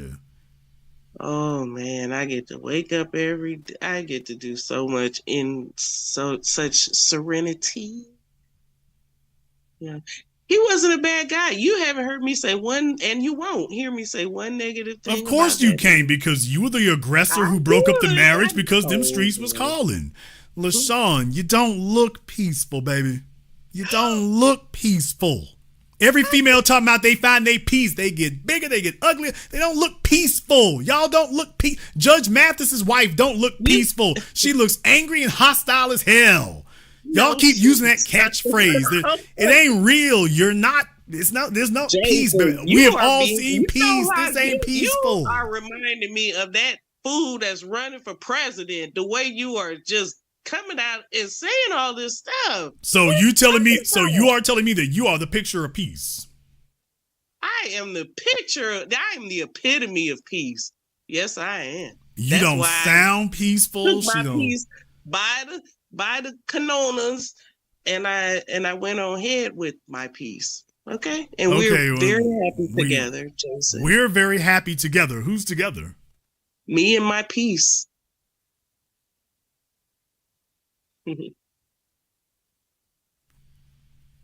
Peaceful people don't talk like that. And I told you. Whoa. Slow down a minute. You're going to say, I don't look peaceful. You get big. And what else you say? You get big and less attractive or whatever. Okay, ma'am. Hold on a second. I did. Well, slow down. I didn't take a shot at you. The only thing I said was you don't look peaceful. And then you went on to explain what not looking peaceful looks like, Jason. Ma'am, okay. So am I, sir. Judge Mathis's wife, take a look at her. That's not peaceful. Lisa Ray, that's not peaceful. Now, Lisa Ray is not peaceful. She's not peaceful. Halle Berry, that's not peaceful. But she's still beautiful. Okay, thank you. Meg Thee Stallion, that's not peaceful. No, that's not peaceful. Okay, so thank you. I think you were saying something about somebody's talking about disparaging looks. It doesn't matter about what you think is beautiful or isn't. You can be beautiful and not peaceful. Yes. Okay. Thank but you. That's not how you followed it up. I just told you that I said you don't look peaceful. Right. And then you followed it up. And first of all, I'm not big, Jason. You just getting a bad Okay, first of all, with that blurry old camera, I'm not here to make a distinction about that. Now, stop pointing this at your cleavages either, ma'am. That's not decent. You're trying to get back in them streets. You can't even see it. She's Jason, ma'am, hey, don't put on the peep show. Don't do that now. Hey, stop that. I didn't ask you to start flopping things around. Quit that. As soon as I said that, y'all, she started putting on the show. Stop it. Jason. Okay, so you didn't just start adjusting things as soon as I said that. You didn't start. Yes, but there was really nothing to adjust because when I looked down there, you weren't seeing a dang on thing. So don't even. Wow. Oh, ma'am, Yes, Jason. All I'm going to say is there's nothing between you and exposure but nothing. So ease back. Ease back. Okay. Thank you. Ease back with all of that. In any case, peace is not. Then she started doing it again, y'all. I said stop it, and she starts doing it again. In any case, Jason, peace, come on, be for real. Peace is not confusing. Right? Peace is not confusing. There's right. There's no confusion in peace. So when you're dealing with somebody and their situation is all confusing, that means that they didn't find peace. They found something else. But they didn't find peace. Because peace is not confusing. Peace is not weird looking. Peace is not contradictory. Peace is not inexplicable. Peace is very simple to explain, very easy to lay out, very simple to understand. It's not all convoluted and crazy sounding and whole big pieces are missing and contradicts itself and leans back on itself. And well, that's you know what, Jason? I hear all of these little negative disses you trying to throw at me. You okay? Really what did I just say that was false? A whole bunch. Okay, Jason. of the things I just said, which one of those was false? That peace is not confusing? So peace is confusing? No, peace is incomplete. Peace is not okay, so if I didn't say anything that's false, how is it negative? Well, first of all, I'm not weird looking. You think you? Okay, I did not say that you were weird looking. Why would you say that, Jason? Why would you even throw that in there? Because the things you were saying look weird. Okay. Your recounting of your so-called marriage, that's just the whole thing is weird. It's missing whole pieces. It's contradicting itself. That's not peaceful. Okay, but see, Jason, the thing is I don't know why you find it hard. There are people in this world who truly are loners. They try marriage. Some of them never do. But some of us do try it. That's and not then healthy. We realize that, well, it doesn't matter. Okay, thank you. I'm so glad you said. Well, listen, what she just said. It doesn't matter if my behavior is not healthy. Yeah, well, hurry, step right up, marry this. It doesn't matter that you think it's not healthy. Is what I should have said. Ma'am, this is not my opinion. This is basic psychology. That's not my opinion. That's basic psychology. No, that is not basic psychology. That is not basic psychology, Jason. Human beings are social creatures. When you meet somebody who sits up here and talks about the joys of solitude, that is a mental or emotional imbalance. That's not natural. You need other people for survival. Oh my God. The ego don't need man. Oh, come on, man. Jason, that's not true. That's not true.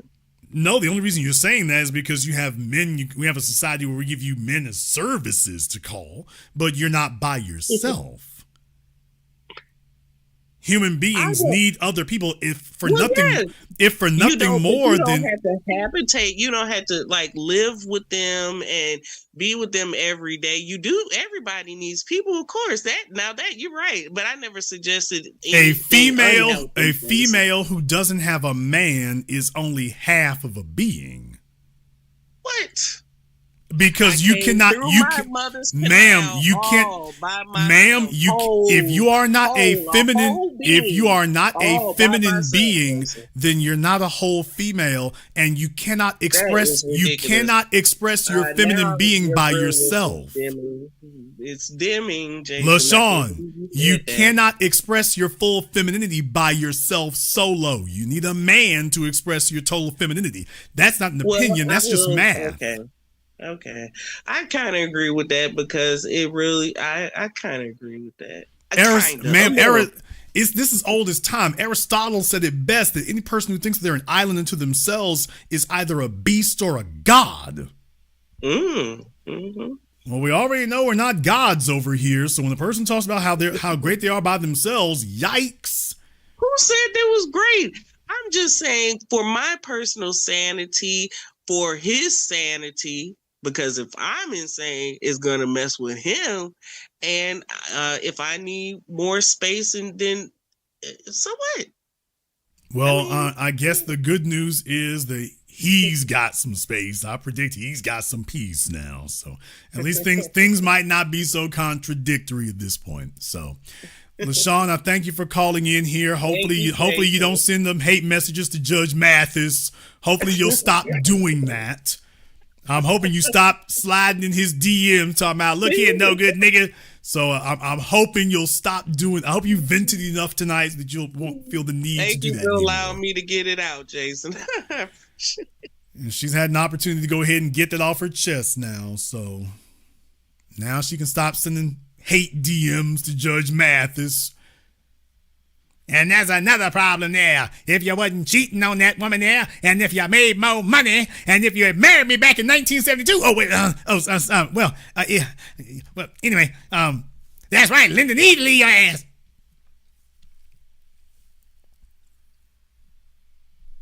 Ladies, in the 21st century, we've just allowed the indulgence of so many wacky slogans and catchphrases.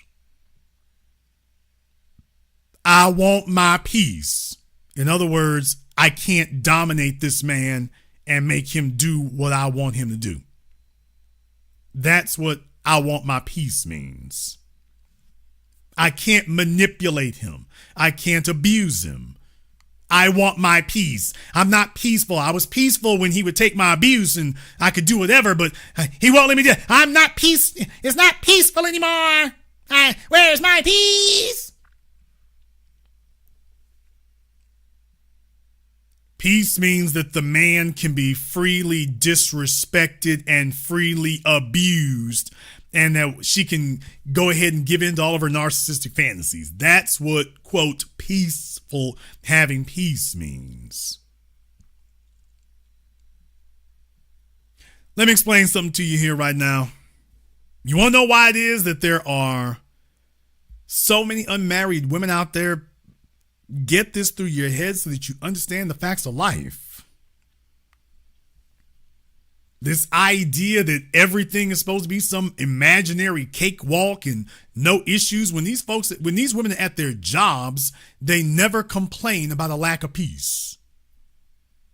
When women like LaShawn are at their jobs with white folk pointing their fingers in their faces and telling them what to do, they're not worried about peace. Not then. You never hear these females talking about their divorcing their jobs, and the folk can act however they want to, talk to them however they want to, rearrange their schedules, take away their vacation time. These women have made their jobs their husbands. They made their jobs their husbands. There's always an excuse. I know a bunch of females out there right now. They're childbearing years. I've seen it now going on 2 decades. Every time you turn around, they've got this intense, intimate relationship with a job.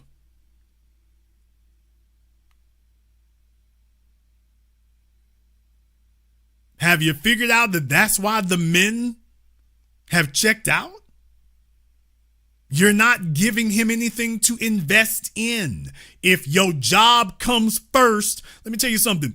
This is why you all had to have me go ahead and explain this to you, because before I came on the scene here, the high value folk didn't just go ahead and articulate a very simple thing because they didn't know. The red pillars didn't know. A man is expected to give up so much more than a female. We're expected to stand in front of bullets on the first date.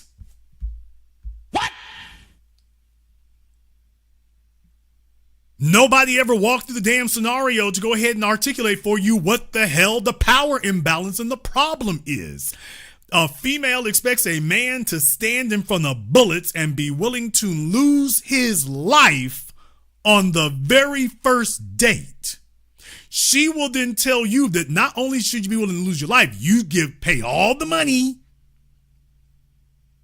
And oh yeah, don't expect any sex. Matter of fact, don't expect anything at all except for me to eat up the food. I don't even have to be polite. Let me eat up the food. And you be happy that I'm here to eat up the food. And then you go home, and if you're lucky, I may let you come back in a week and do this again.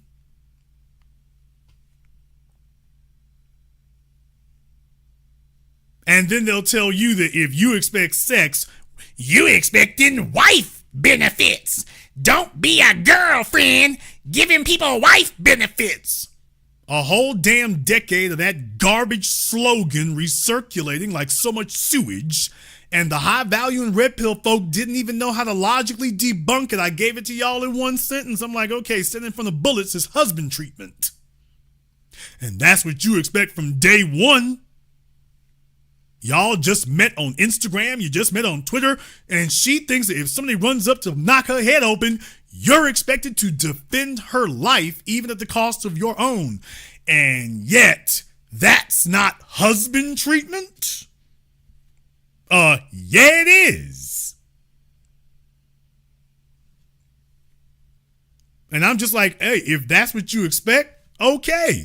Then let's just make sure that we got a clear understanding of that this is balanced. If we're going to define wife treatment, let me define husband treatment, and then we can go from there.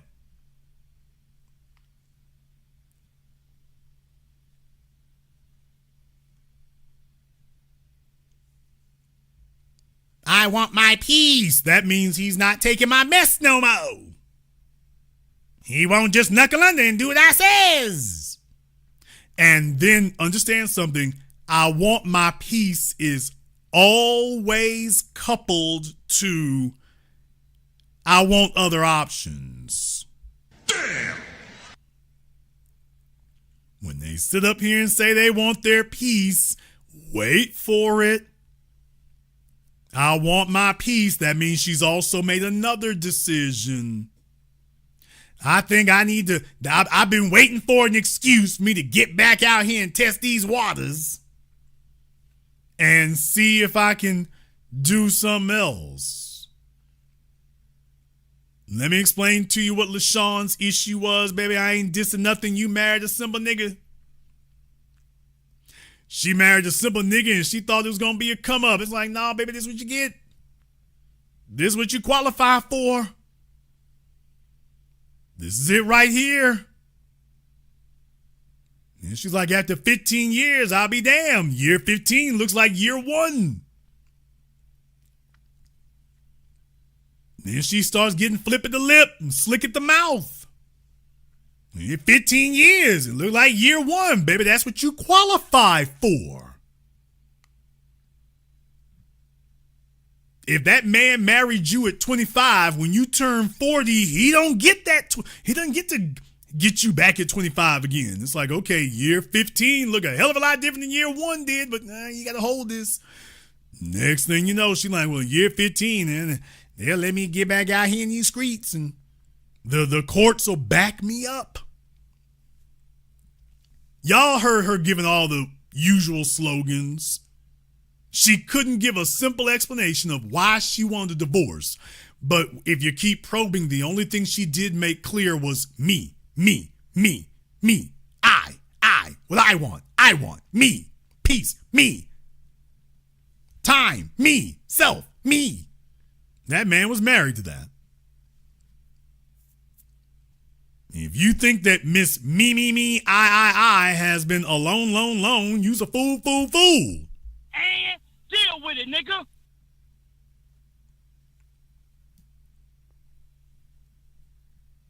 She was making that known. And that's what this gonna be.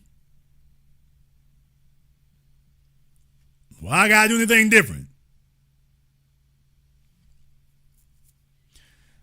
No, look, it's a dirty little secret that nobody wants to talk about, man. But look here, we doing this tonight. We're gonna go ahead and do this tonight. We're gonna stand on some bad business.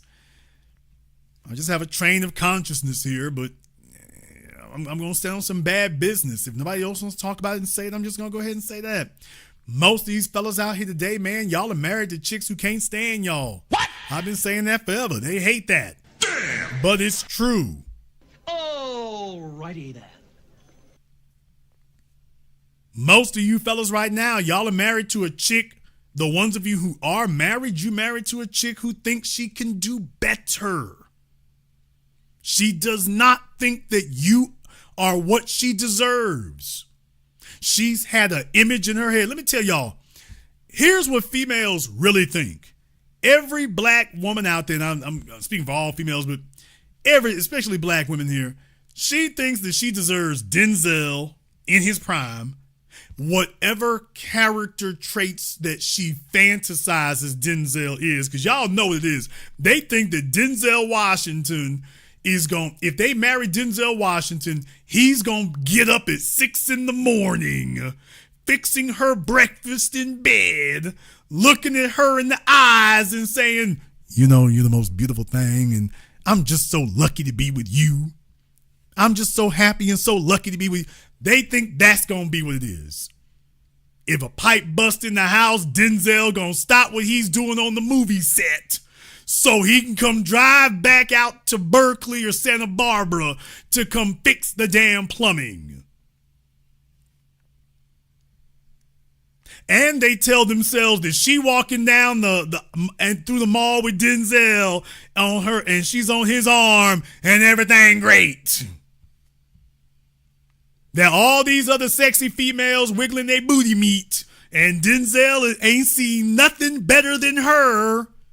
Well, he might have met somebody sexier, but he only has eyes for me. What? That's what they fantasize. Or Idris Elba, or LL Cool J, or Michael B. Jordan, who none of these chicks was feeling until he finally got a movie deal. Then all of a sudden the females love Michael B. Jordan. They didn't love him at Fruitvale Station. They didn't love him before then. Not going to talk about The Wire. He was a minor. They didn't love him before he got a movie deal. He had been making movies before Marvel came calling. Soon as they came calling, all of a sudden, here come the females. Well, y'all seen it all this damn time. What changed? What changed is he got on. Jonathan Majors, they wasn't checking for him neither till Marvel came calling. What changed? He got on. So they fantasize that Michael B. Jordan, he's going to sit up here and come skipping out the water from all these white women he been dating. And he can't wait to come home to you. He got all these certified bad broad super freaks, but he can't wait to come home to you to have some damp dish rag sex. And you'll cook every other day and not be very good at it. Fellas, just understand that's their fantasy. The average female today, that's what she's fantasizing about. Look, even LaShawn is giving the thumbs up. She's like, damn right. That's what they're fantasizing about. Nigga, that ain't you. It's not you. And a lot of you fellas are like, y'all are thinking logically. There's the issue. Most of males today are screwed up because you're thinking logically. You're telling yourself, okay, well, Jason, I have run the numbers. I'm like, okay, if you don't get, damn me, computer vac 3000 out of here, you sitting on your damn calculator with your pocket protectors. And, well, Jason, I have run the numbers. And, okay, I've calculated the data here. And, well, I added up her sexual marketplace value, and she's a strong 5. And technically in the sexual marketplace, I'm a 6. So, you know, she's a 5, I'm a 6. So functionally, mathematically, she can't do better. I am the top of the food chain for her. I'm like, well, mathematically, you're correct. Emotionally, you're dead ass wrong.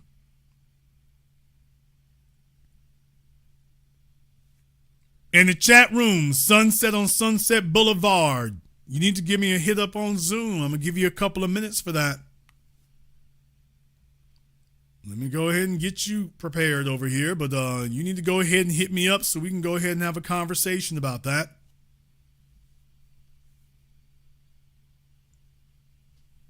Not sure who you're referring to, but we'll go ahead and get that straightened out.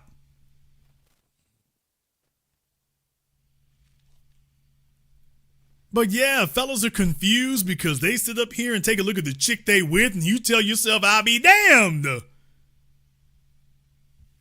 Baby, you was dating the janitor down at the damn high school before you met me. You should be happy to be with a nigga in the call center. Hell, the last nigga you was dating, he drove for Lyft. I drive for Uber. There's a bunch of you fellas who y'all been doing the damn math. The last nigga you was with, he couldn't afford to take you nowhere but Wendy's. I can take you to Red Robin. And deal with it, nigga. You fellas are sitting up here adding up, and you're doing your calculus, you're adding up the data, you're collating the data, and you're telling yourselves, Jason, I figured it out, I cracked the code. And I'm like, bro, that's not the way that works. There really isn't.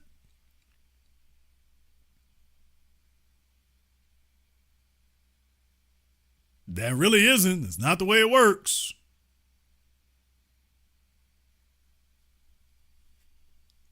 So fellas are confused, man. They don't know how it works because they're confused. They're sitting up here trying to be logical. Bruh, this is not a logic-based thing.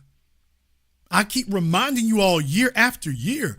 Fellas, she means what she says.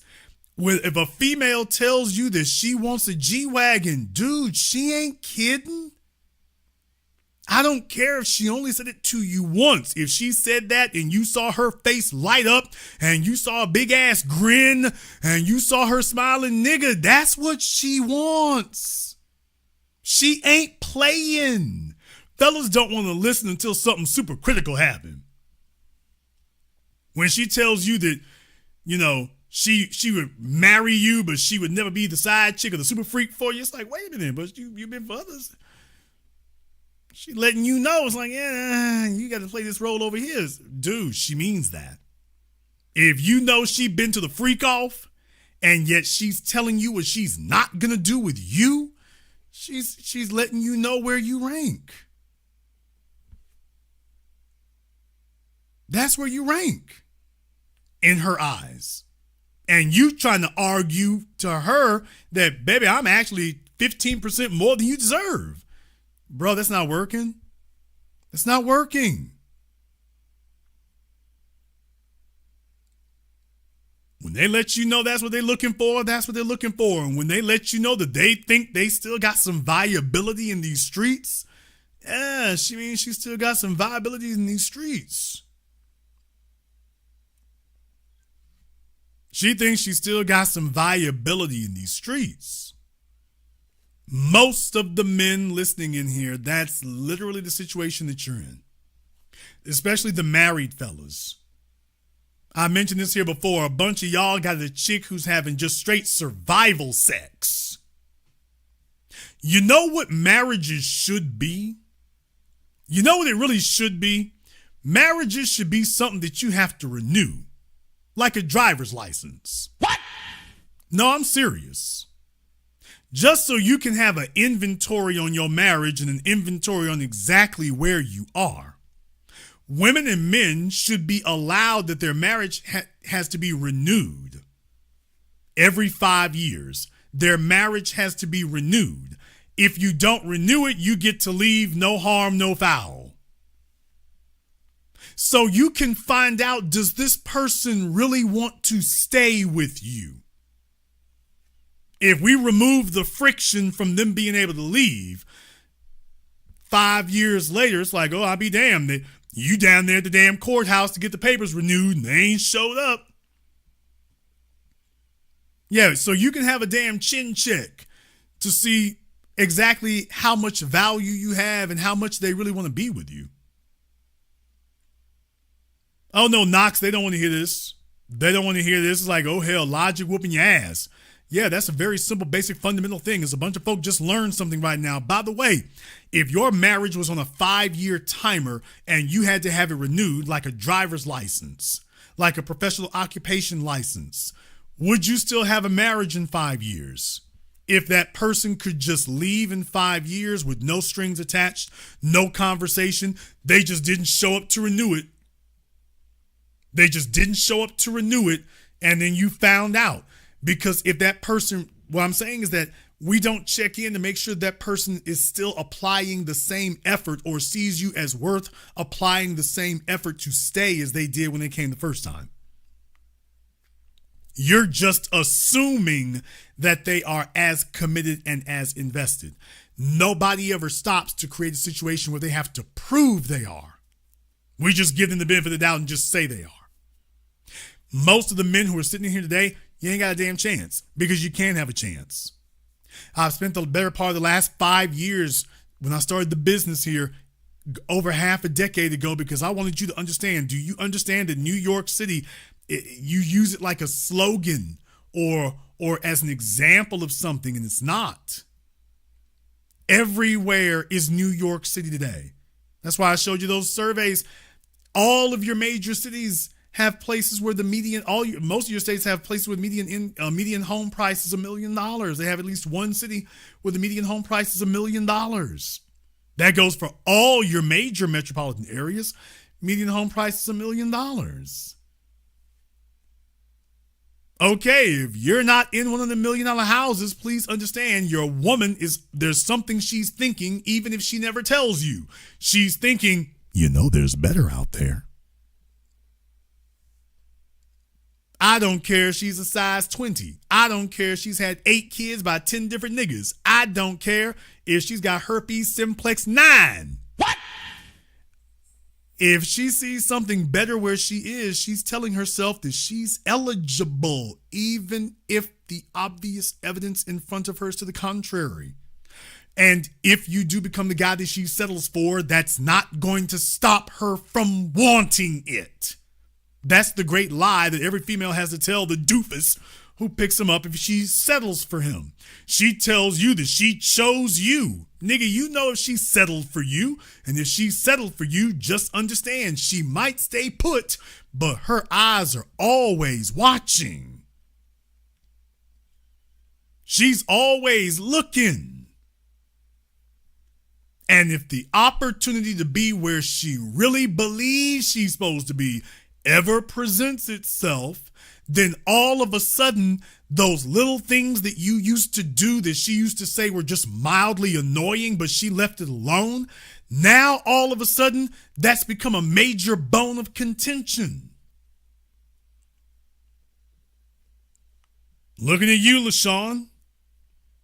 All that stuff you were doing all this time that wasn't bothering her before, now, all of a sudden, she's telling you she can't stand it.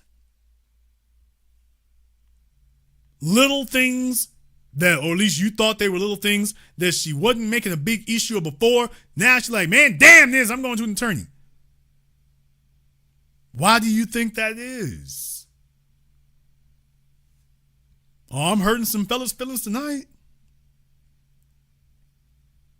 Oh, social media? Boy, social media is a delusion chamber.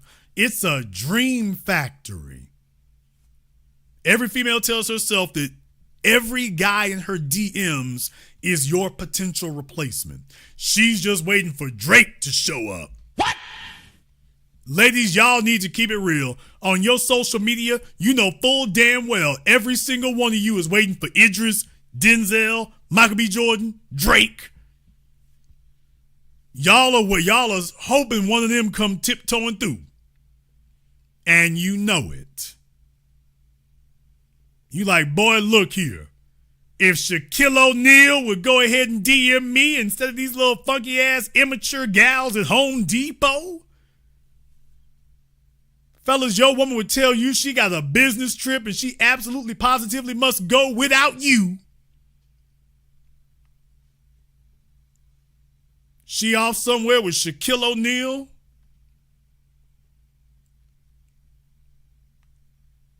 I'm not even lying. Fellas, do you understand? The only thing that's preventing her is because ain't nobody sent the word.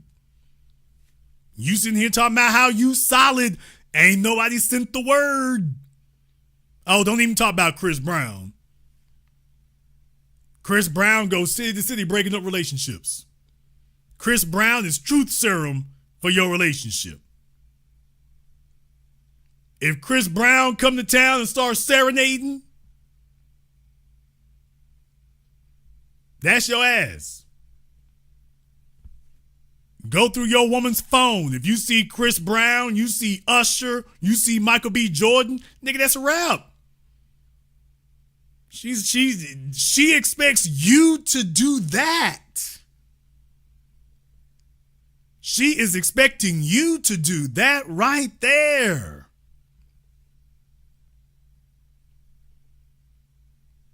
So hell yeah, she'll be on the damn phone telling me that after 15 years of marriage, she ready for a change. Ready for a change? What the hell are you talking about? Dude, she thinks she can do better. She thinks she's worth more. Too bad, so sad for your 15 years. And I'm out, deuces. Her mama and her friends will be telling her that she's in the right.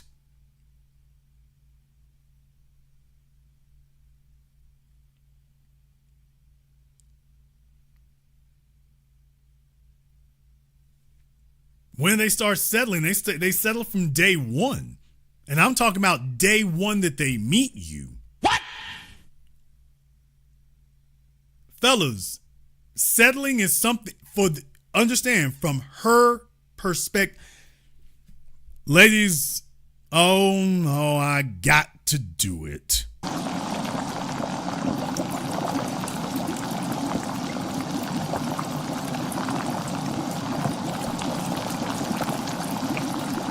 Oh, I gotta crank up the cauldron one time. Ladies, I know you're gonna be upset, but I gotta do it one time.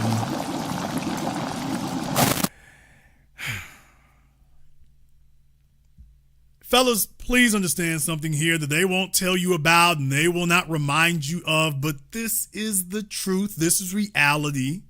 Ladies, I gotta get the fellas straight because they don't know this. You all know this, but the fellas are naive. Dude, she thinks every fellas, listen to me. Every female who is with the average male, she thinks that she is doing you a favor, a gift, a charity if she has sex with you.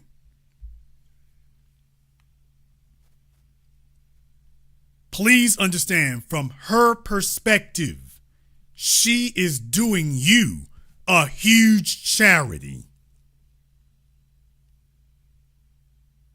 That is their perspective.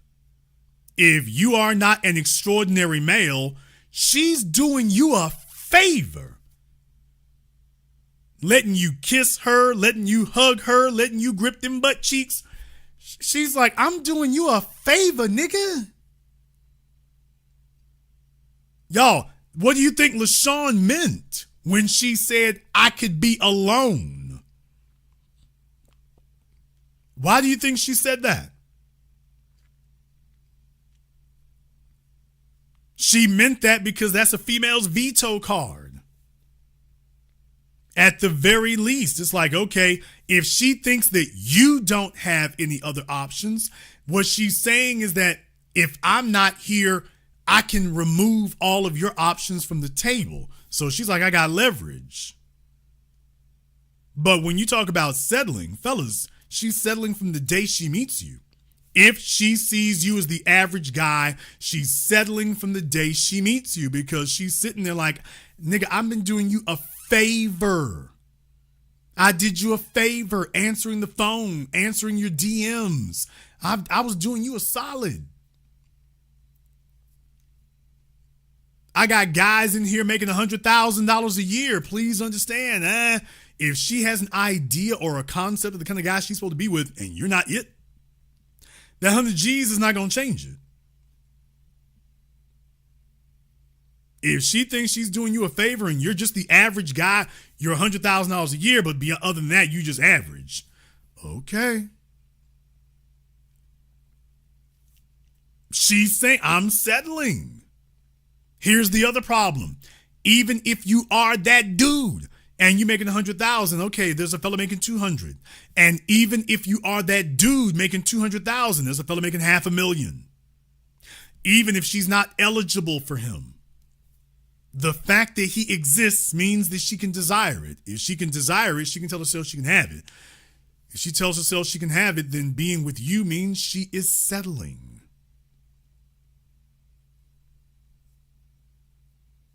That's when fellas get real angry and get real upset. When you find out that your personality don't matter. You've been putting all your chips on whether or not you have a great personality, telling yourself what you don't have to do and don't need to do because your personality will save you. Your personality is what she values most. And then one day she shows you hell no. LaShawn just sat here on my phone arguing. She didn't say one bad thing about that man's personality. Said, well, okay, hold this divorce. And that's the average story today. Hold this divorce. So fellas, please understand, if a female is throwing them legs open for you tonight and you are not in the top 10% of everything you do, she's saying I'm settling. She really believes that. She really thinks that. Here's why men don't find out the truth. Men don't find out the truth because we can't stand to be around her girlfriends. And deal with it, nigga. We can't stand it. Now, when she's with her girlfriends, they tell the truth. If you don't match up or rate when she's around other females, she gonna say the truth. Ain't that right, Judge Mathis? His wife was sitting there being questioned by another female, and she got quiet. See, if we as men had access to her girlfriends just to be a fly on the wall and see how she talks to them, then next thing you know, you're gonna find out what your real report card is. If you really that dude, when she talks to her friends, she's going to be bragging about you and this, that, and the other. If you're not, she's going to be talking about what she doesn't like. About what could be better. About what she's missing.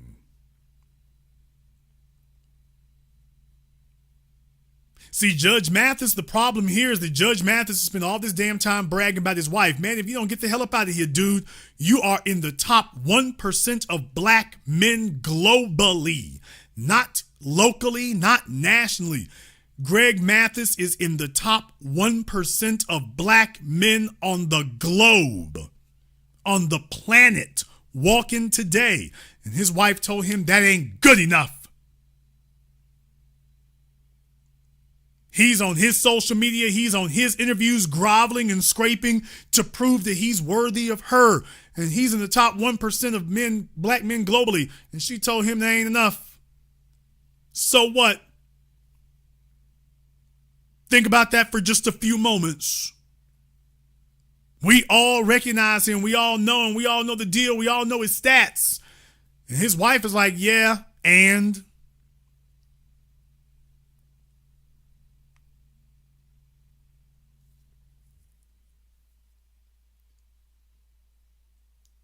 He sees it, he hears it, he knows it, and he's trying to prove something to her.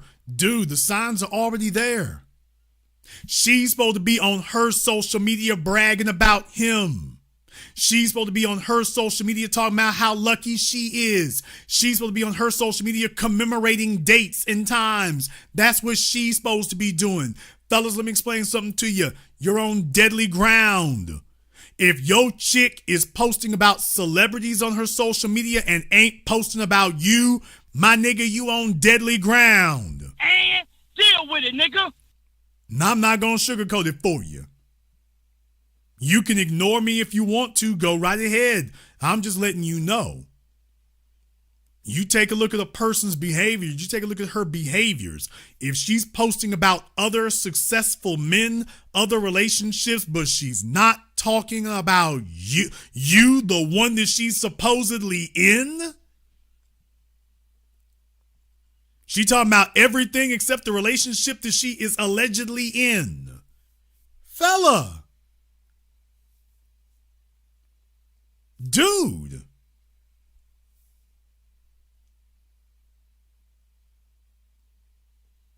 There it is.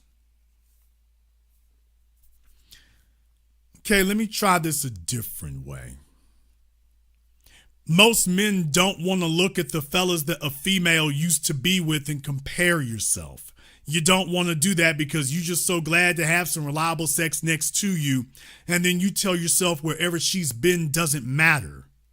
And because you don't do that, and because you don't check to see what the paperwork really is, you don't know what she really wants. You don't know what she really desires. You don't know what she's used to. Most men don't take a look at their female social media.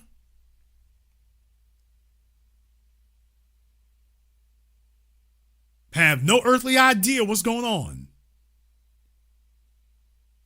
What her habits are, what she likes, have no idea. Then one day you find out when she tells you that she's had enough. And you're like, what the hell are you talking about? I ain't did nothing. Yes, you did. What did I do? You were here. Do y'all realize LaShawn said that? Do you know what that means? It meant what I said. You're saying that the problem was that he was there, but you wanted to be married. So if the problem is that he's there, then it must mean you want someone else to be there. Most men do not ask their female, what's your dream car?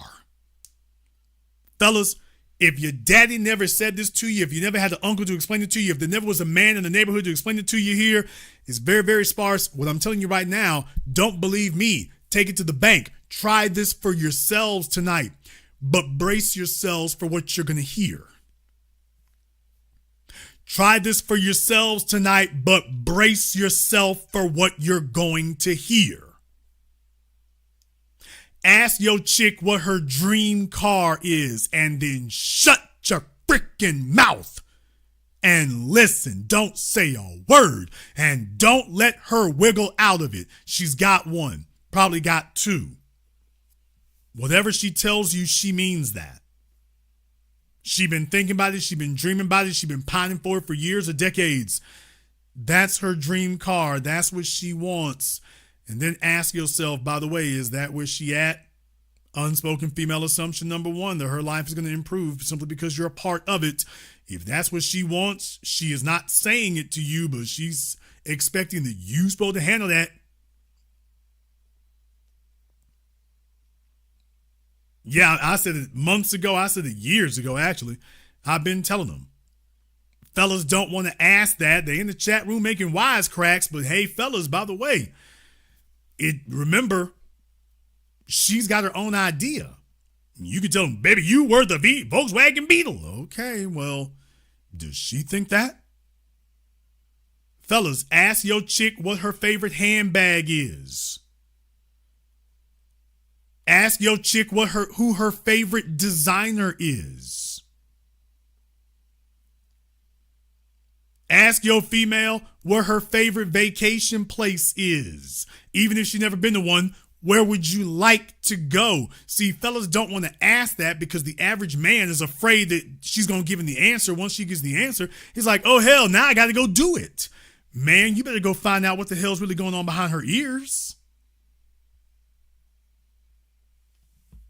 Just sit there and wait for it to get dropped on you.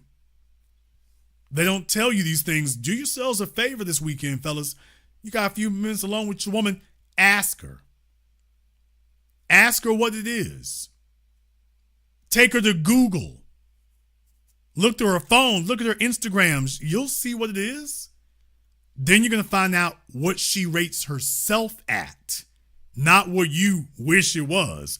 You're going to find out where she rates herself. Because that's going to be where you got to be. I got Marcus here on Zoom. I'm waiting for him to get his audio active. All right, Marcus, go ahead and turn your speakers off on YouTube, sir. Okay, Marcus, you muted yourself. Oh shit. Okay, can you hear me now better? Yes, sir. What's on your mind?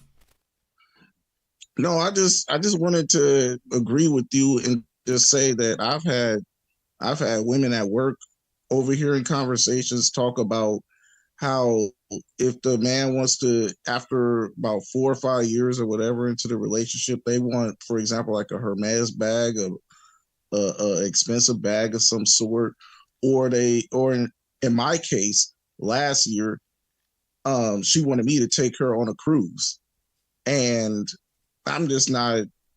I didn't want to go. Just like the men that I was overhearing, whether they could afford it or not, didn't want to buy the buy the bag. They didn't want to do it. So, my question to you is if they make that a condition, I don't think that's, to me, that's not any kind of respect or love. I don't know. I lost respect for her, even though I continued to just honestly use her, just for sex. I wouldn't get her pregnant or anything like that, or damn sure ain't marrying her. But I lost respect after that day. What do you think? Okay, fellas, there are some brutal realities that you have to accept here. Men, the reason why money matters is because money is how we keep score. It is a concrete, tangible measurement. It's not a feeling. It's not an intuition. It's a measurement that we can be certain of. Same thing goes for females. If you're not, she can count a Birkin bag. She can count a Chanel. She can count a Prada. That's something she can see. She can put a number on it. And it's not disputable or debatable. So she doesn't have to ask or wonder what your level of performance is. She can see it, as opposed to you trying to talk her into it and convince her. That's why it matters. It's a trophy. I've explained this to y'all before. It's a trophy. It is a concrete, literal trophy that can't be argued with. It gives her concrete, tangible proof in her hands of your level of productivity. At that point, you're not speaking with your words anymore. You're speaking with your actions. And that's not up for debate. Now, that does not mean that you lead with your wallet. I had to stop fellas from that years ago. But what it does mean is understand why it matters. I didn't say it doesn't matter. It does. A female wants the most productive male she can get. You want the baddest broad you can get? Okay, she wants the baddest dude she can get. It is what it is. And you don't think you're wrong for wanting that. Okay, then why is she? Okay. With that being said, I can accept being wrong, or if you think I was wrong, let me know, because based on that, I believe maybe I was. Okay, and I can dig that. But what about the cruise thing, or something like a cruise? Is that like the same as a bag or something? Am I wrong about that too? It's a measurement of performance. Period. Now the question is, are you with a female who is worth that, or are you with one who isn't? Because remember, I got to remind y'all, you got to feed the troops. There's a bunch of y'all fellas out here. I mean, y'all got your chicks out here starving. She's emaciated. Her ribs are touching each other. Bruh, I'm just saying, if she's holding up her end of things, you got to feed the troops. Fellas sit up here and have chicks strung along for years. Ain't did nothing, ain't gave nothing. She's getting the same damn treatment the damn jump offs are getting. It's like, well, what's she supposed to do with that? So what is the benefit to her of being with you? It's like, okay, other than sex, which is mutually beneficial, it's like what you're telling her with your actions is she doesn't have any extra benefit to you. You don't see any value beyond sex. That's what you're saying with the strongest thing you got, your actions. Now, if that's what you mean, well, stand on it. But if that's not what you really think, notice I didn't say feel. If that's not what you really think, then please understand every month that goes by that she is still upholding her feminine burden of performance, and you still sitting up here debating over whether or not you should get that Happy Meal you've been staring at for the last 6 months.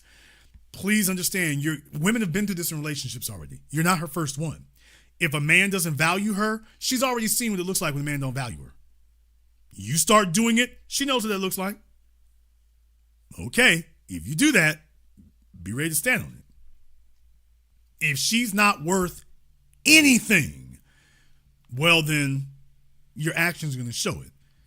But if she is, it can't be an empty plate all the time. It can't. Now notice, I didn't say you do those things to keep her, because the value is supposed to come from you. But what I am saying is that also as a man, we're expected to have a level of performance. Okay, with that being said, okay, so what her value is to me, being 100% honest with you, I know she's not wife material. I know she's not none of that stuff. Nothing more than that. I just know she's been a good, F buddy for the last 4 or 5 years. And now she wants more than just a trip every now and she wants a bag. Like I said, she wants instead of a trip, maybe a night out. Yes, I mean she wants to know. She wants to know she built some equity. Brother, listen to me. I'm confused. I'm explaining it to you. Wrap your head around this. If your life at 30 looks the same as your life at 20, then you have failed to grow and evolve. You failed as a person. You failed to grow. I think you can understand that. I do. If your life at 40 looks exactly the same as it did at 30, you failed to grow. If your relationship with this woman after 24 months looks exactly the same as it did after 24 days, what does that tell her? Okay, I get it. But okay, so this is what I meant by look. If that's your position, that's your position. But please understand what you're really saying with your actions.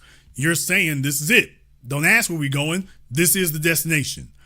Okay, but she's letting you know. It's like, by the way, she's making the subtle hints to you that, is this all I'm not worth anything? I haven't built up any equity. I'm not worth anything more. What I got from you last year, that's the best I can expect. So I can stick around, but your value for me is not going to increase. I've already maxed out.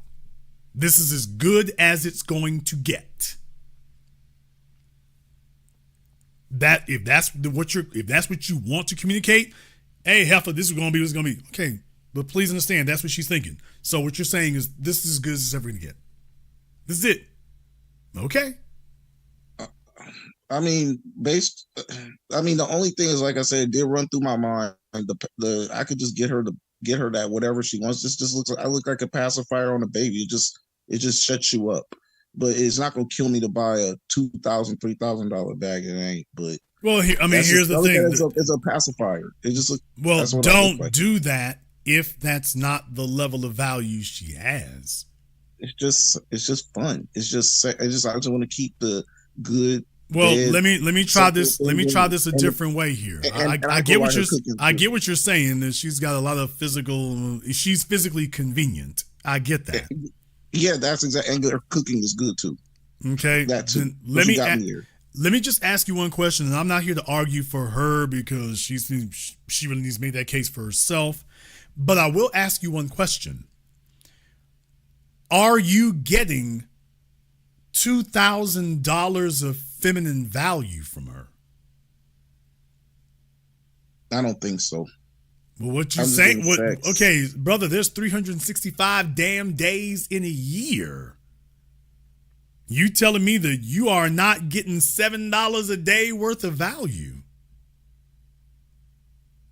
So what you just said about the sex apparently is trash and the cooking is worse. Very clearly, her sex game and her cooking game ain't nothing to talk about because you just said it ain't even worth $2,000. Oh, maybe I misunderstood. Okay, well, maybe I misunderstood. But I mean, and yeah, I would. Yeah, I mean, the food is good and the sex is good, but Yeah. But and for the convenience apparently it's not $2,000 worth good. He's like, hey, heifer, it's about $200 worth good. And I mean, if that's the case, that's the case. You know what kills you, but you know the thing that kills me. The reason another reason that really bothers me. Okay, because we tried in the first year. I got her a ring, and it was a $600 ring in the first year. I got her. Why a ring would in the you? first year. Why would you do that? Why? Same reasons. I did that on my own because she was different. You know. Okay, honestly, You did honest, that because you were dishonest. I did what? That was dishonest. No, in the first year, things had changed. So my mind had changed. Before, she was more interested in my business, interested in what I wanted to do. But as time went on, it came to realize that she was just only interested in what she could get. So now my mind is I'm only interested in what I can get, and this is fun. I just take you out to whatever. Dude, why are you buying chicks rings within the first year of meeting them? Why would you do something like that? Now we all know why you did it. What I'm just saying is you're not being honest right now. You're talking to us like we silly and stupid. I'm just giving you a chance to stop treating us that way. So you have a chance to stop doing that, brother. Why does a man buy a woman a ring? Well, it wasn't that type of ring. It was just a ring. I looked at it. I bought it. Sir, from I don't care shop. what kind. I don't care what kind it is. Why is a man buying a woman a ring within the first 12 months? In your case, it's probably the first 6 months of meeting her. Why are we doing this? She asked, and I. She asked for a ring. No, she didn't ask for a ring. I surprised her with that, but she asked for something to show that I was serious. That's how the conversation went, and that's what I came up with. So my thing is, I looked at the ring the same way I look at this bag. It's just a pacifier to keep the shit, to keep God going. Okay, how long did you know her before she told you she wanted to know if y'all were quote serious? It was within I'm gonna say around 13, 14, 15 months in. It was like around. Okay, that's a lot longer than you just said. You said you bought that ring within the first year, sir. That's what I'm saying. This is an honest conversation. You bought her a ring after the first year.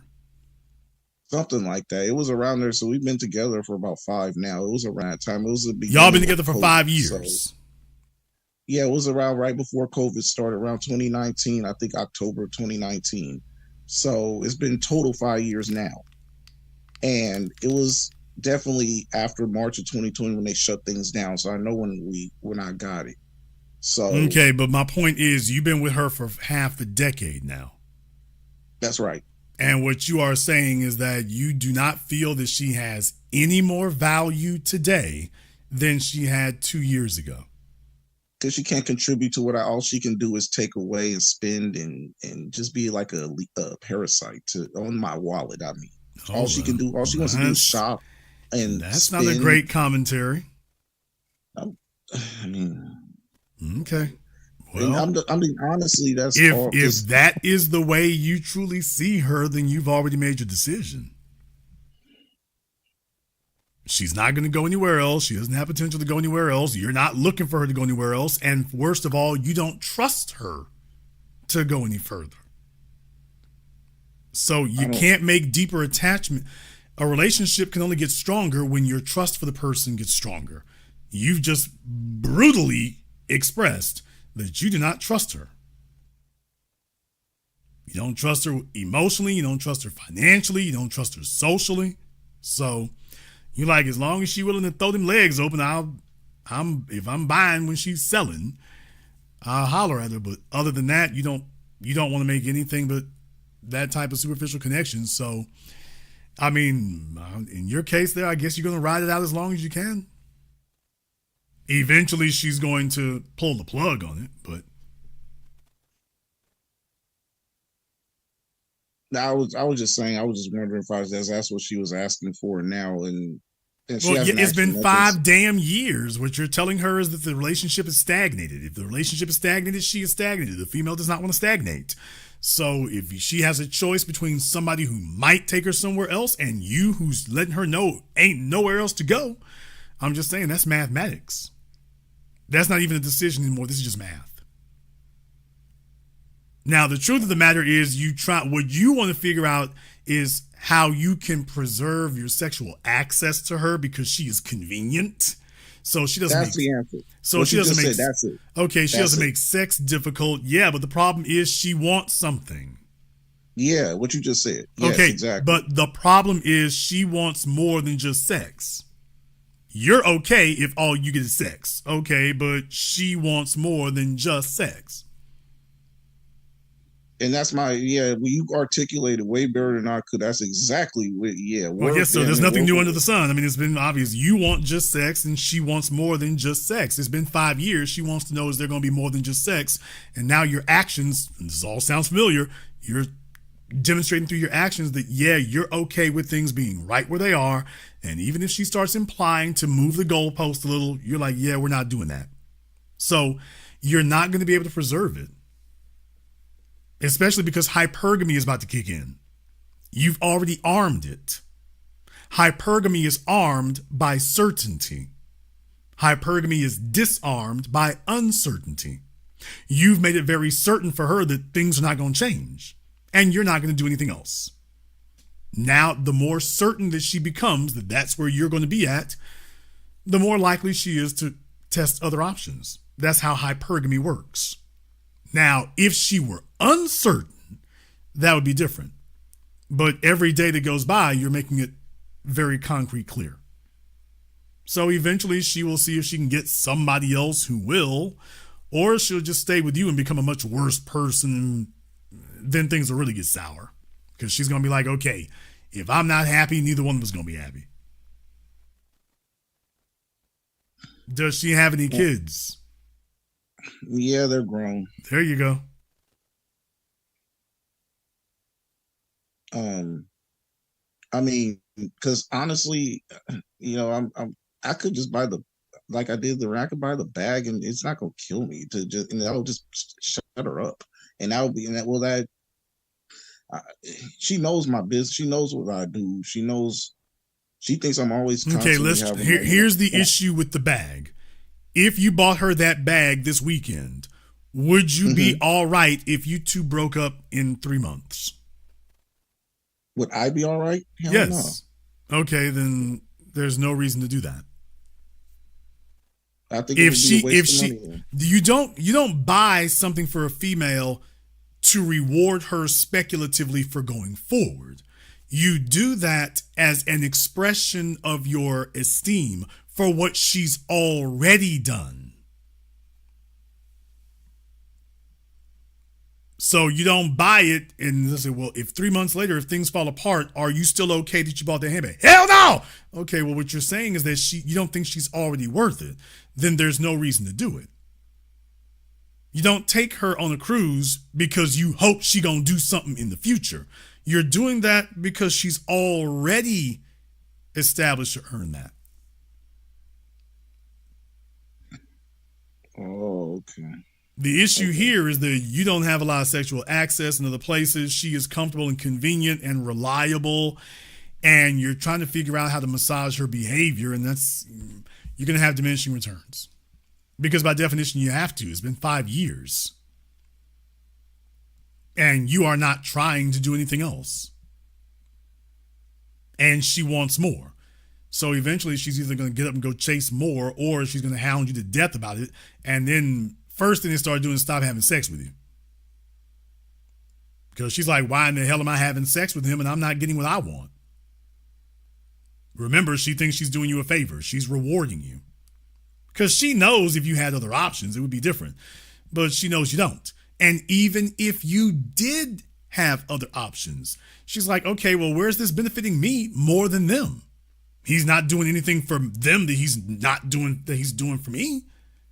He's not giving them anything that he's not giving me. All he's giving them is sex. And do you see where the breakdown comes? Okay. She's going to start comparing it. And if all you giving females is sex, she's like, okay, well, what am I competing for? Why would I try to beat out my quote competition if all he's offering them is sex? So I'm going to try to outsex them. Where's the payoff for me for that? Yeah, I mean, basically he's trying to buy time. He's trying to buy time, and that's why I said, you can just ride it out as long as you can. That's going to be the most you can do. How old is she? 42, same age. Okay. Basically, like I say, it's been 5 years, dude. And if you made it clear to her that, yeah, we're not going to go anywhere else, she's going to make a decision at some point. Can't tell you when. But if she's already chirping, if there's not going to be any movement, she's already had kids by other dudes, so she's not a virgin. And you're trying to figure out how to keep her in this, you're trying to make her your orbiter. Because you're okay as long as you'd be okay having sex with her for the next 30 years if she just keep doing it. You both don't see it the same way. So eventually she's going to have to make a move that benefits her, or at least tries to head toward whatever goals she thinks she has. In this case here, it's like, okay, can I get something besides some sex around here? If you're not going to do that, it's just a matter of time. Okay. And I guess let's just say that does happen. It just seems like not only, like you said, the goalpost is moving, but it's getting larger and larger as time goes on. She wants expensive boots, shopping or whatever. What's the last thing you bought her, sir? Some boots from the department from Dillard's. How much were they? Like almost 300 with tax. And how long ago was that? That was in August. Okay. And what did we buy her before then? Gosh, hold on, let me.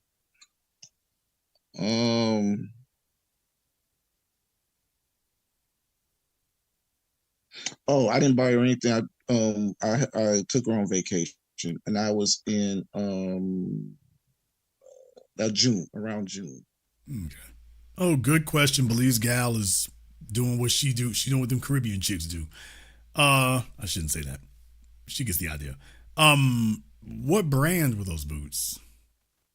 That I don't know. I just I'm being 100% honest. She picked out the boots. They were like two something. And okay, did you all go there specifically to get those boots, or was it something else?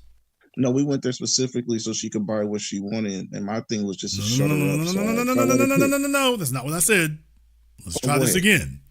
Did you all go there specifically to buy those boots? No, we went there to buy whatever. So you took her there to placate her. Look it up. You took her there to try to satisfy her and calm her down in the short term. Yes. So I couldn't even tell you what kind of boots they are. She picked what she wanted. I didn't look. It shut her. It just made her happy for the thing, and now off I went. Do you see the problem? So you've been doing all this stuff here buying time. My only thing is, if she was worth the boots, that's fine. But eventually she's going to want more. Eventually she will, because she figures as long as she's been with you, she's built up some value. And he's like, hey, Hef, I bought you a pair of boots back in August, and I'm really fretting about anything else. So it's like, you really don't think she's worth anything. Or at least you looking at your receipts and saying, I don't think I'm getting enough feminine value for these receipts I'm looking at. No, what I'm saying is I don't want to make an attachment to you. I mean, to her. I don't want. It's like I'm not. Why would that? It wouldn't benefit me to do nothing but drain me even more. I'll just give you what I give you. You say an attachment. What you mean is more investment. I use the word investment, but more what you would feel obligation. Yeah. Yeah, exactly. I don't want to do that, and because I don't feel I would get. It's not like she's helping me in my business. It's not like she's saying, "Hey, let me help you get a contract. Hey, let me help you make a couple phone calls." If she knew with certainty that that's your sentiment towards her, what would she do? We've already been over that 100 times over the years. Her thing is if And she's still there. You have told her that you don't want to be spending a bunch of money on her. No, I told her I need her to help me. Okay, thank you. That's what I meant. I meant that. No, I don't tell her how I really feel. I just look at Thank you. I'm going through all that with her. Okay, but that's the reason why you keep trying to do these little stopgap measures. Here, let me get you some boots.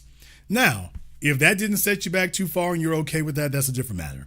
But if you did that as a desperation play in order to pacify her in the meantime, you do know she knows that, right? Or do you think that your sex game is so good that she doesn't realize that's what you were doing? That this wasn't a plan, this wasn't a gift, it wasn't her birthday. You did it in order to pacify her so she would get out your ear. You think she doesn't know that? Do you really think you're the only one who realized that? Do you really think she doesn't know that's why you did that? I didn't even think of that.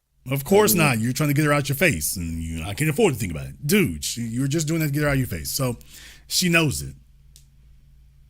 Eventually the bill's going to come due. I don't know when. But she's 42 years old.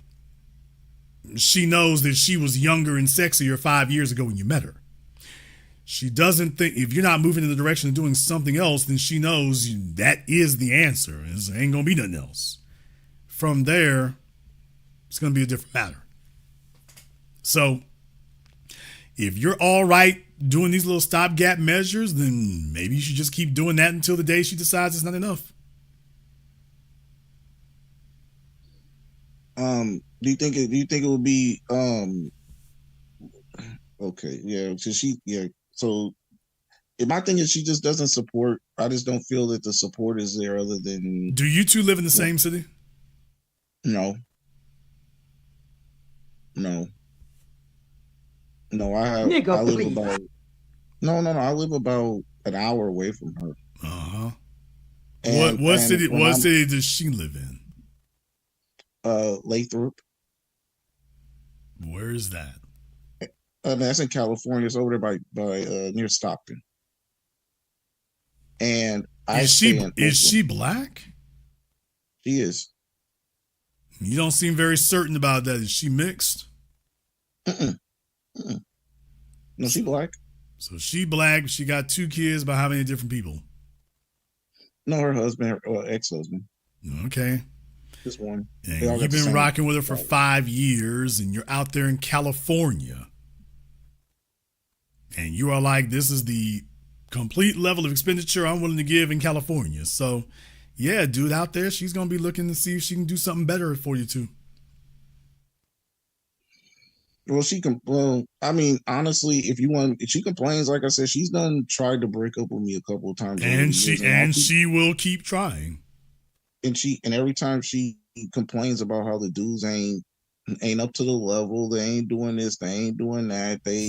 One of them wanted to live with her. The other dude complained about taking her on a date, how expensive it was. He complained about a steakhouse. I'm like, a steakhouse ain't nothing. It's like, it's just, I like the food, to be honest with you. That's why I take her because I want to go. And I want company. Well, that's good. That's always good to do that. But the bottom line is that also, when the female gets comfortable with you, that doesn't make them want less. When they get comfortable, they become more demanding. As I said, they're not signing up for stagnation. So, bottom line is, especially out there in California, like I say, I mean, she's going to keep trying until she gets somebody who gives her half of something. She's going to keep trying until she does. Can you define what half of something is? What do you mean by that? Well, right now, nobody's giving anything.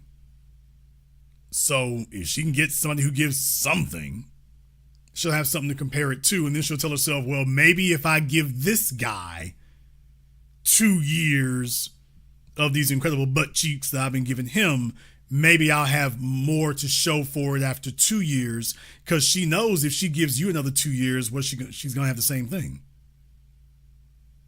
Just understand how female psychology works.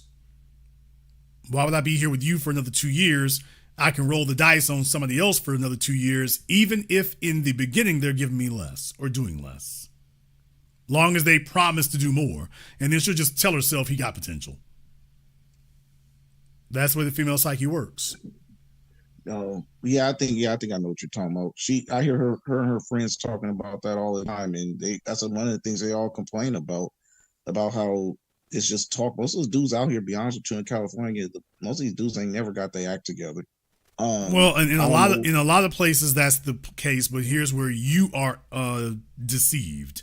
The internet has made the world local. And there's airplanes leaving out of Stockton every day.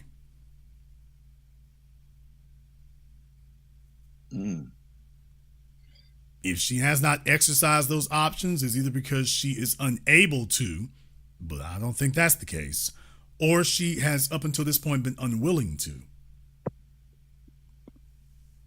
Honestly, if you hear her talk and hear her friends talk, I think they're so used to picking the wrong men, they don't blame themselves for any of the decisions or any of the outcomes of the relationship. They always blame the men. So even though her ex-husband, she blames him for stuff that I just stay out of it. It's okay, like, well, I'm like, I want the real thing is though, that's not going to help you though. If she is discontent with the level of benefit that she's receiving with you, that's not going to go away. It's not. When Jason, the rest of these guys are bums, she'll keep sleeping with the frogs until she makes a prince. Even if she never makes one. But fellas, if she said that's what she wants, she means that. That's what she wants. If she says she wants a Birkin, she means that. She says she wants to cruise twice a year, she means that. And if you made it clear to her that you're able to, but you are just unwilling to, she heard you, she saw when you said that. And just because she's been out here looking and hadn't found it, that doesn't mean she's not going to keep looking. So the real thing is, if you okay sleeping with her knowing that she's looking for your replacement, then as I said, just roll them wheels till they come off. But that's where the bottom line is. That's where you are. But when will it end with a female? At what point will they say, "Hey, he's solid with me. He's this. He's that." When will it end? They're always going to be. It seems like they're always going to have. There's always going to be a dude to sleep with them till the day they die. At what point will they say, "Hey, this, will they concede to say, "Hey, there ain't nothing better out here. It's a wasteland," like you've always said. Well, brother, like I said, she's going to be alive anyway. So these ruminations you're having, like I said, you're trying to do the math, which is what I was talking about before. You're trying to do your math. You're trying to do your calculations. The bottom line is nothing you just said changes the objective reality. She wants what she wants.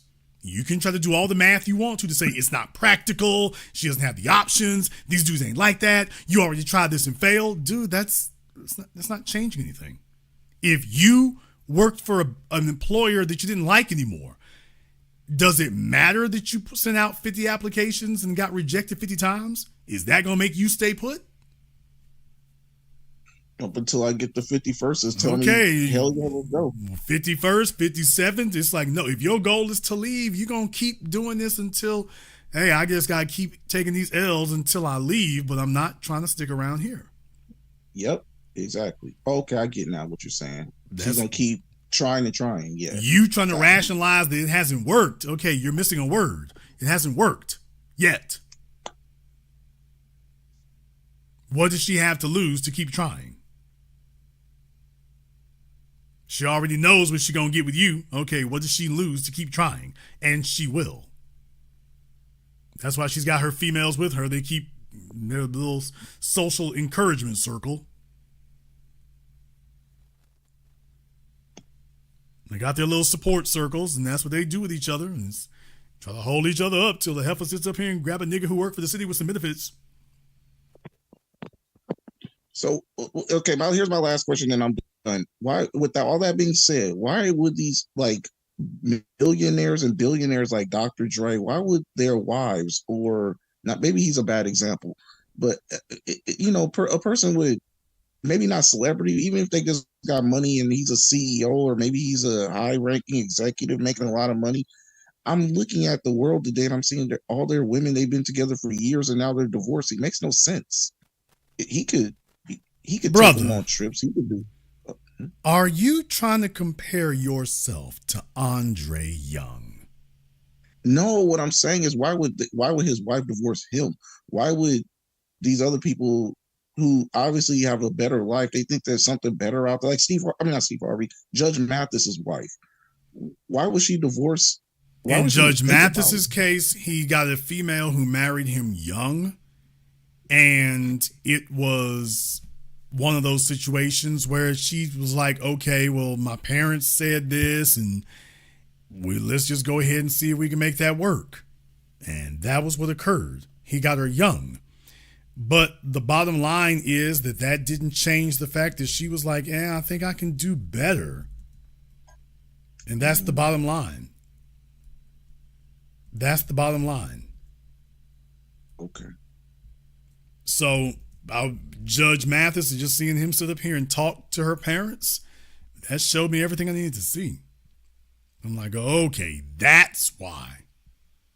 They were sitting there with contempt. They were talking derisively, and I'm like, he just sitting there smiling. And I'm like, well, that's not the move. Yeah, she's been sitting on this for decades. And up until now, it's been a hell of a ride. But that's why she's dressing the way she is, because she wants one more spin on the block. And she tells herself, what most females do, I don't look too bad. So she's telling herself what she needs to rationalize to herself that there's another option out there. What happened with Dr. Dre and Nicole? Dre and Nicole, she was there for a while. First of all, how you get them is how you lose them. Dre, wasn't she with somebody when you met her? Wasn't she with somebody when you met her, Dre? Yes, she was. Okay. Dude, she's a lawyer? What? Oh, man. You got with this chick, I think, was she dating an athlete at the time? You got with this chick, she was with somebody, she's a lawyer, she light-skinned, you thought it was a good look. Okay. Dude. And then when he signed that Beats deal, I'm like, oh, hypergamy confirmed. He's never going to do nothing bigger than this, $1 billion. This is it. She was like, all right, time to cash out. Oh, she did it because she knew that he wasn't going to, that was the end of him. I mean, the biggest deal he's ever done. Hypergamy is armed by certainty. She was certain that, because Michelle A said that Dre was lazy. What Michelle A meant was that if Dre can have a chance to sit down, he's going to do it. The only time he cranked out albums was when Easy was on his back. And then when Suge Knight was on his back. But she said, take a look at Aftermath Records. Y'all been waiting on Detox for decades. She said, if somebody's not standing over him, he's not going to do anything. Now he got $1 billion. He ain't going to do nothing. That's it. He going to cool out. And that's exactly what he's done. I mean, he literally was telling you, I don't know what I'm going to rap about. I'm not angry anymore. I'm not broke anymore. I'm not struggling anymore. What I got to, him and Andre 3000, what I got to rap about. So with that being the case, yeah, if she's looking at that, this is as far as he's going to go. This is as far as he's going to go. So if she's already got some resentment for you and some other things, she's been waiting for a while to slide this knife between your ribs. She's a calculating female and she's been carrying hostility, but up until now, it hasn't been safe for her to act on it. A lot of fellas don't understand that. This chick laying low because she doesn't think it's safe to do it yet. But it's like once the pig get fat enough, she's like, oh, it's safe now. I got lawyers who'll take my case for free. They'll take my case on contingency to divorce you. That's what Tyrese is going through. Amanda, girl, her attorneys, Tyrese said that her attorneys are taking her case pro bono. They waiting to get a payout from him. So he's not, he's paying for his lawyers and her lawyers are waiting to get the settlement so they can get paid off for her. bro, you can't outrun that. So I'm just saying, if when a female get ready to calculate in that way, especially in California, I think, like I say, fellas, be careful when you're with a female who makes it clear that you all have a business arrangement. When a female starts talking to you about a relationship like it's a business, I didn't really like you when I met you. It was practical. It was the sensible thing to do. Bruh, you're a tool. A female is not supposed to talk about you like that. Women don't have loyalty to a business arrangement any more than you have loyalty to a job. So, fellas, when you got females who are talking to you in that black and white cold way like that, that means something. Raina, you do have that option on Zoom, baby. Go ahead and hit me up. But, fellas, recognize those signs when you see it. If you want to deal with a chick in New York City, she gonna be expensive. If you want to fool with a chick in California, she wants to be glamorous. If you want to fool with a chick in Miami, she wants to be stunting. She wants to be a trophy. Recognize these different regions, and that's the culture. In New York City, if you ain't fighting on Wall Street, bruh, you're lacking, as far as they're concerned. California, she's looking to be glamorous. She wants to be a star. Okay, if you grab one, you go down to Miami, okay, they got a little plastic gals down there with their little implants. She wants to be Instagram known. Okay, she's looking to stun on hoes. She's looking for your yacht. She's looking for your $200,000 car. She's looking for that. She don't even want to start the conversation if you ain't rolling up like that. In New York City, you can be a billionaire who's wearing a t-shirt and jeans. And it don't work like that in Miami. You got to come through the door because it's about appearances. In California, it's about being beautiful. In Miami, it's about appearances. In New York, it's about finance. If you grab one of them gals, just recognize that is the culture of where you live, and that's what's going to be expected of you, and she's not going to let this go. Whether you Dr. Dre or whether you Dr. Pepper, she's not going to let it go. So in your case, my dude, like I said, you've been with her for 5 years. You know what you got. If you reach the end of how much you want to put into it, she knows that. As I said from the beginning there, just enjoy it while it lasts. Thank you very much for giving us a call. Just enjoy it while it lasts, man. Enjoy it while you can. Belize gal, let me tell y'all something. Chicago chicks, I can say it now. For those of you who see my documentary work, now you know where I was. So I'm sitting there at the damn Trump Tower. Now I can talk about it. Sitting up there at the Trump Tower and whatnot, and I gotta tell you, Chicago chicks are trying to get their little act together. Now, Lisa Ray is still y'all's official mascot. Damn! So you gotta know what Chicago chicks are about. Chicago chicks are about they bag. Chicago females, what I respect about y'all are you're gully, but you straight up. Chicago females will not lie to you. If she's feeling you, she feeling you. If she's not, she is not. So unlike females in California or New York, Chicago females aren't really big on deception unless they got niggas trying to rob you. But just on a one-to-one basis, Chicago females are straight up. If you that dude, she don't want to play around. She don't want to dance around beat around the bush. It's not going to be ambiguous. Let me tell y'all something. Chicago females look you in the eye. What? Chicago females are not bashful. Chicago females look you in the eye. Like they will stare you down. So they are not shy and bashful. You start talking to them, they looking you straight in your eyes. She want to see how you cut before she even starts this conversation.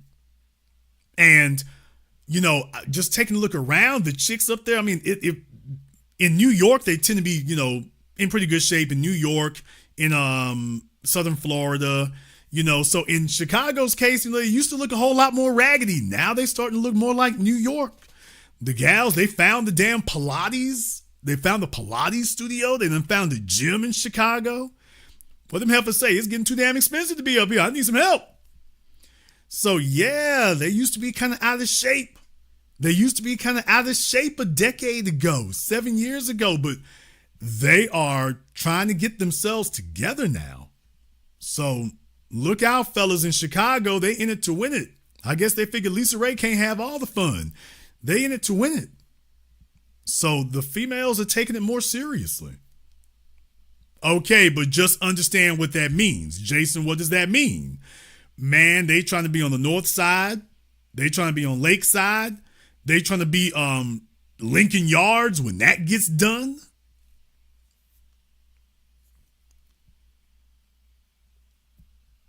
Magnificent Mile, man, look here, dude. They trying to be, especially to anybody who hasn't been to downtown Chicago on a weekend in the last 5-7 years.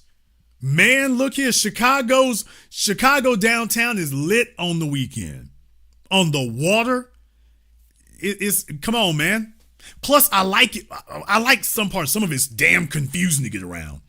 But other than that, man, look, if you can make it, Chicago's a kind of, it's got a vibe on the weekend. It's got a vibe on the weekend. Make sure your paper's straight. But the females are just going to be straight up about it. It's just like, look, if you want something, she's like, don't waste my time. If I can sum up the attitude of Chicago females in a sentence, they like, don't waste my time. What do you want? No. Don't try to be slick. What are your intentions? What do you want? Just get to it.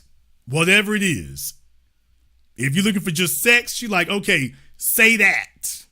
Now, let me find out if you qualify for it.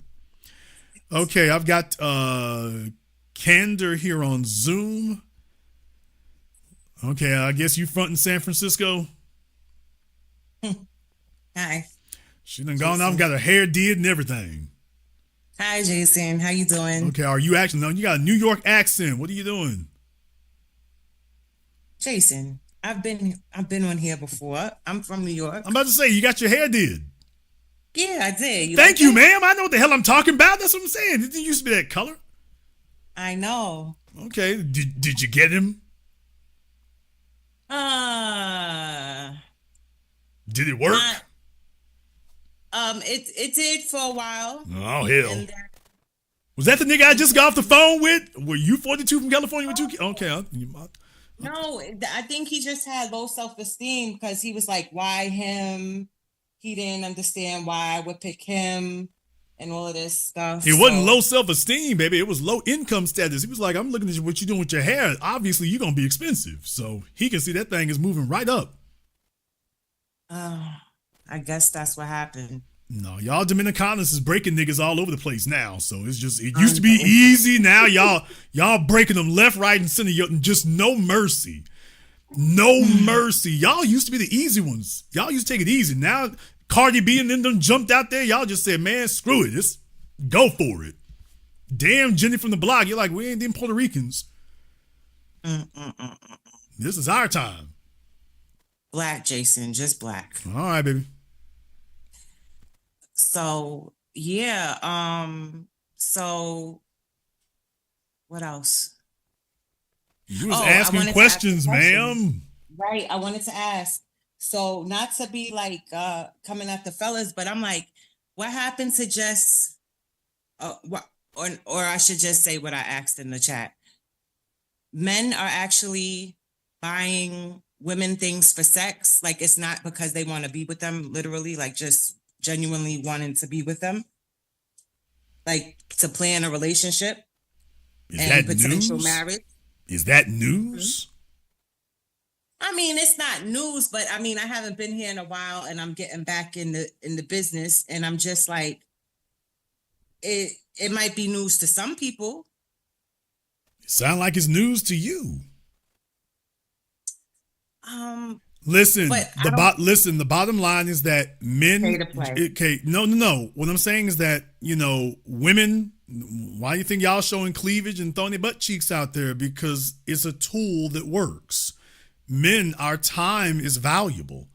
We want to get right to the point. So if we use the tool that works. especially if time is at a premium. So if you're a female that he feels like he wants to invest a bunch of time in, okay, he'll go one route. If you're not what he's trying to invest time in, he's got a goal and he's trying to get there as quickly as he can. Which one of these tools in this tool bag gonna work? He's trying to expedite the process. And, just trinkets and gifts and, showing your feathers, peacocks out there, that's time in memoriam. Why? Because women respond to it. So why we got you answer your original question you were halfway asking, why would you? Because it works. Because you what caused that? Y'all did. Why these fellas do it? What caused these fellas to? Y'all did. Because it works. Just like when a female shows some cleavage, you see that look on men's faces. You're like, okay, they don't look like that at any time except that. And that's different from any other expression that men give. Okay, when men start producing tangibles, you all give an expression and a look that you don't give any other time. We see that. So it's like, well, hell, what did that expression on her face just say? This is how you can expedite this process. So instead of waiting 5 months, we can be waiting 5 minutes. Say less. All right, I get it. I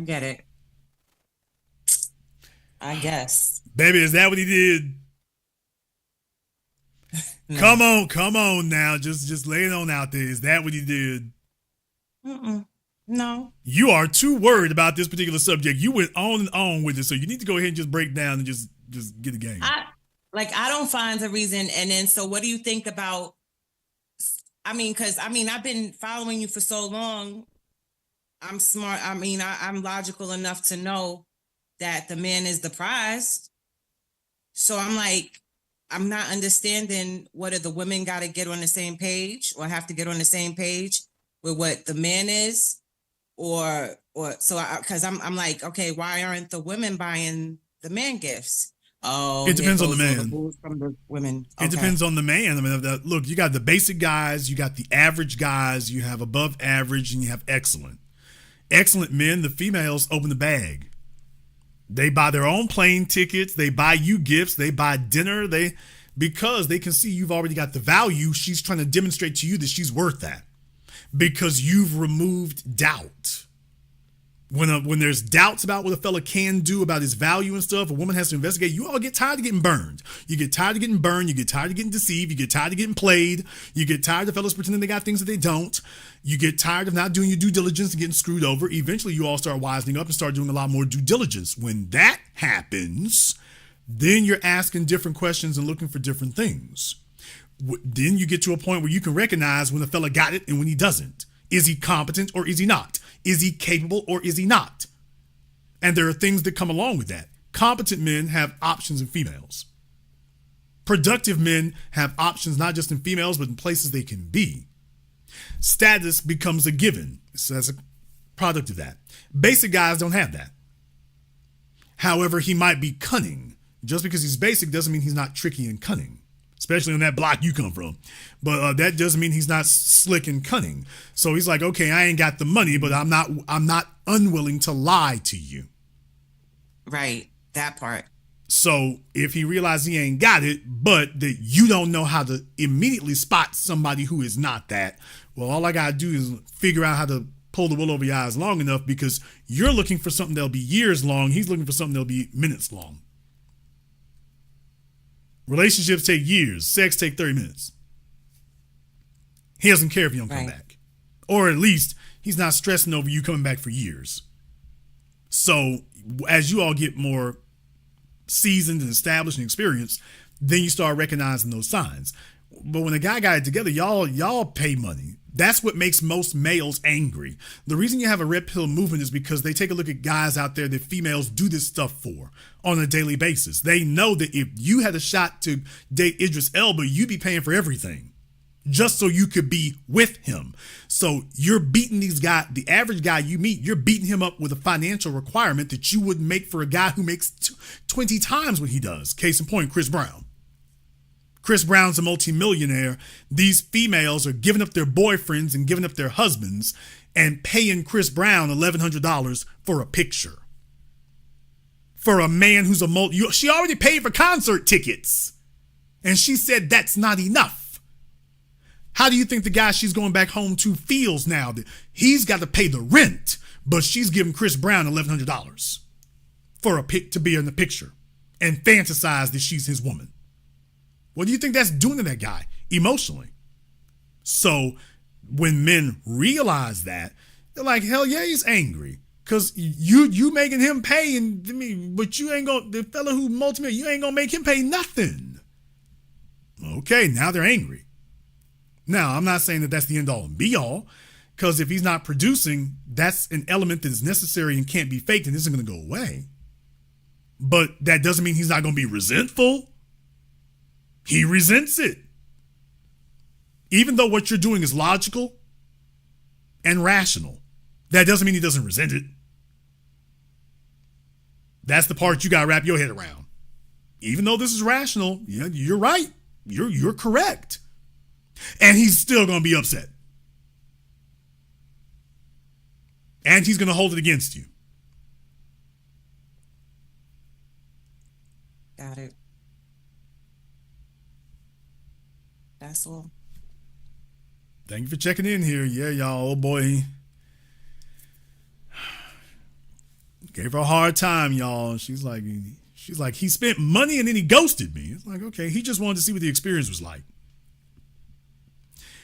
He just wanted to grab them high yellow butt cheeks and see what that was like. And he's like, all right, forget my hot Magandhi and get my hat and coat. Ladies, women don't understand that when a man's got $3 extra, he's willing to expend that if it expedites sexual access. Like he's the most stingy person you ever met, and then just one day he's willing to spend $1,000 to get you off alone by yourself. Think about that for a few moments.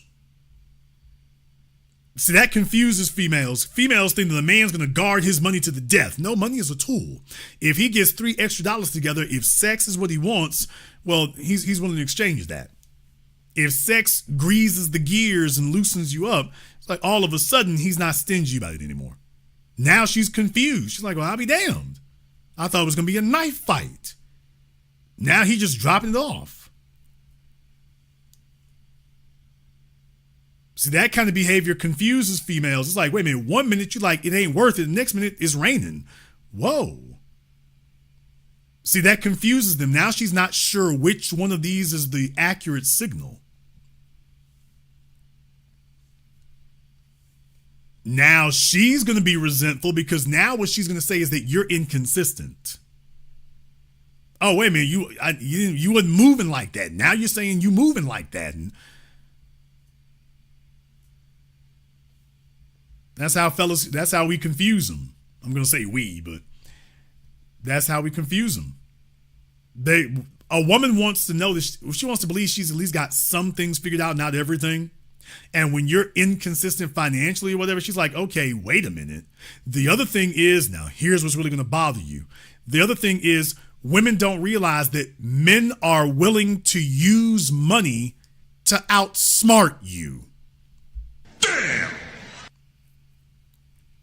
Oh, that's going to hurt a lot of females' feelings. See, you thought you were getting over and that was his last $200. That was his last $500. Men are willing to spend money to outsmart you. Please understand that. Ladies, your daddy never told you or never warned you. I'm here to warn you. As men, we're willing to spend money to outsmart you.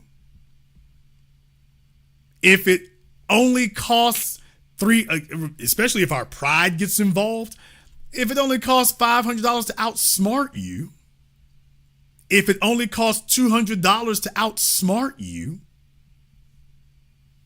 you thought you had it figured out, but if I can outsmart you for $200, especially if I ain't worried about it, you had a good week and then you ain't really worried about it. I forgot $200 a day. Okay, well, if it only costs that much to outsmart you, She thinks she's slick. She thinks she run it. Oh, hit his boots. She like, yeah, I got him. Yeah, I got over on him. He's like, oh, she thinks she got over on me.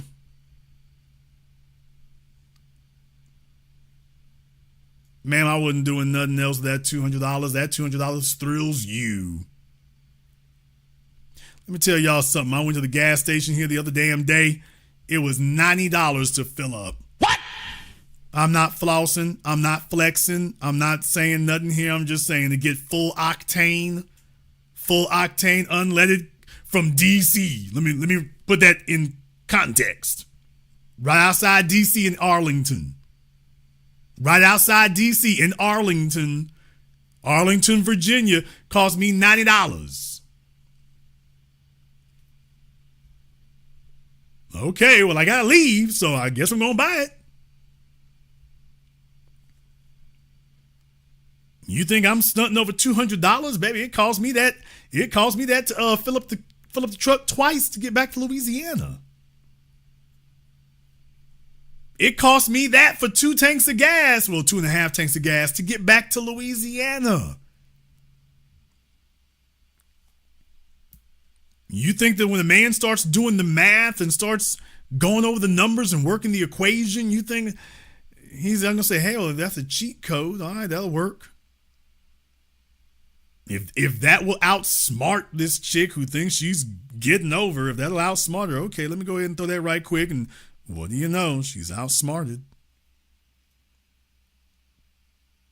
So, ladies, please remember something. I know a lot of females pride themselves on thinking that they're so much smarter than the men and that sex just really pulls the wool over your eyes. But by the way, ladies, this is common.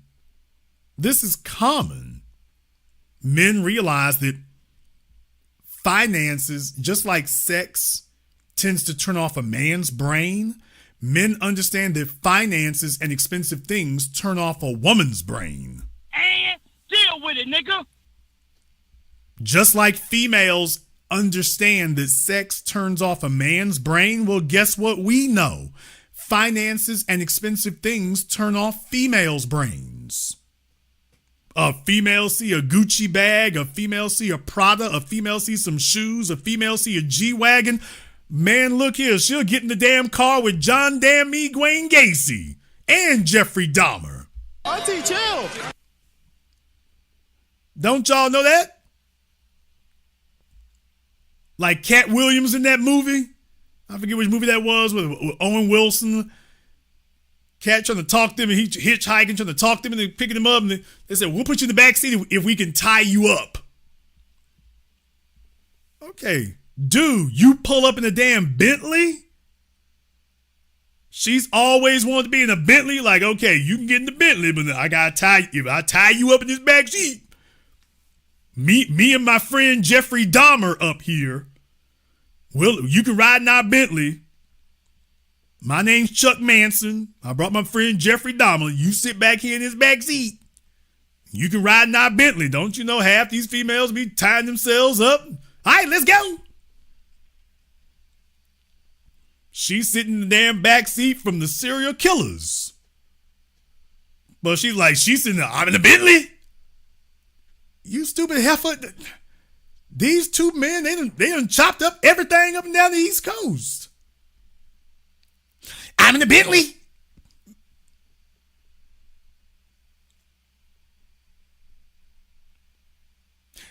The reason, ladies, is because our time is more valuable than our money. And when a man gets into a position where his time is more valuable than his money, hell yeah, it's like, okay, well, that $200, if it saves me a couple hours, say less.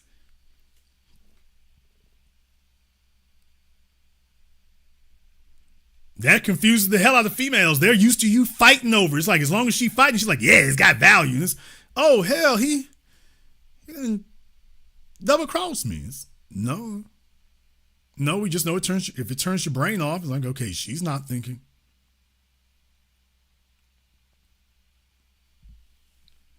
Yeah, but these gal was like, hell, once that happens. The other thing is, For the ladies in here, you know it's true because remember, you all are tuned into your feelings. As the men, we looking at these two fellas in the front damn seat trying to figure out we got to do something to them. But female, once you feel that Corinthian leather and smell that real oak maple wood or whichever you might get in your car, once y'all feel that, that's it, baby. You have checked out mentally and emotionally. You're in nostalgia. You're daydreaming in that back seat. You talking about all the girls stunting on my girls. That's all y'all thinking.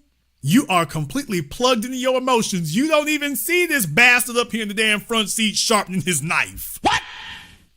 She don't even see him doing it. She's feeling the seat. She's breathing the air. She's listening to that 2,000 watt system. She's like, oh, I belong here. She's sitting here singing that song to herself. They said I'd never make it. Oh, no, it's not velvet. It's Alcantara. Oh, it's not velvet. It's Alcantara. Ask me how I know. But yeah, she feeling that Alcantara, man. That's it. That is it. She didn't even see the damn dark alley they driving down. She's back there in the back seat playing with the little infotainment system they got in the back seats. She's like, I've always wanted to be in the business. She's playing with the shades. It's 11 o'clock at night, but she's playing with the shades in the back. She don't even see these two bastards driving into the cemetery. They driving this big ass old ugly house on the end of town. There's nobody around for 7 miles. She don't even see that. She's sitting there listening to Cardi B. Big bags booming in my Bentley Bentayga. She's sitting there bobbing her head and whatnot. John and Chuck up there in the front seat like, man, it ain't never been so easy. It ain't never been so easy. Hell, we should have bought this Bentley decades ago. Could have bought that Bentley, should have bought this Bentley decades ago. We'd still be free men.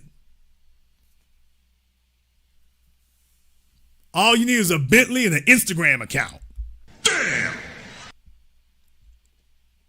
Them chicks is getting flued out. They ain't telling nobody nothing. Hey, girl, you ever been in the Bentley? All right. Yeah, they sitting in the damn back seat taking selfies.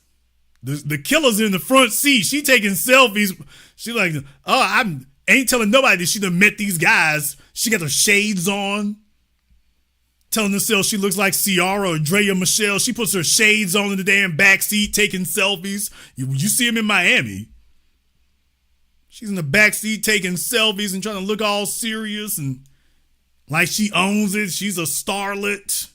Got her legs crossed back there. I'm being chauffeured around. She being chauffeured around by damn me, Jeffrey Dahmer and his buddy. On Instagram styling.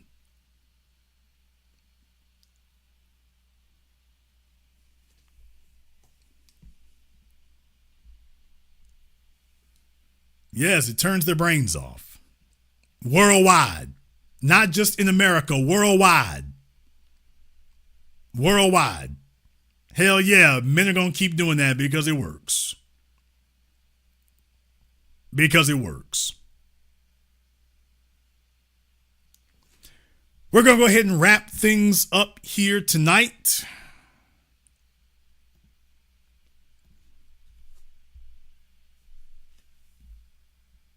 If you are new here to the business, welcome to the program that all your favorite YouTubers love to hate watch. Click that red subscribe button. Click that yellow notification bell. Join us each and every time that we're here. If you haven't joined our Patreon, the link is in the description. You definitely want to go ahead and check that out. We do it every weekend at 12 noon Central Time. You are more than welcome to join us. Got a few special announcements I need to make tomorrow. So for those of you who are members of my Patreon, you already know what it is. Got a few special announcements I need to make here tomorrow. So I would advise you to join us. I want to thank all of you for tuning in to tonight's program. Thank you for watching live or recorded. Thank you for liking, subscribing, and sharing. And this concludes tonight's broadcast of the business. I am your host, your brother, your humble servant, Mr. Jason Black. And until next time, my brothers and my sisters from around the world, remember, handle your business or your business will handle you.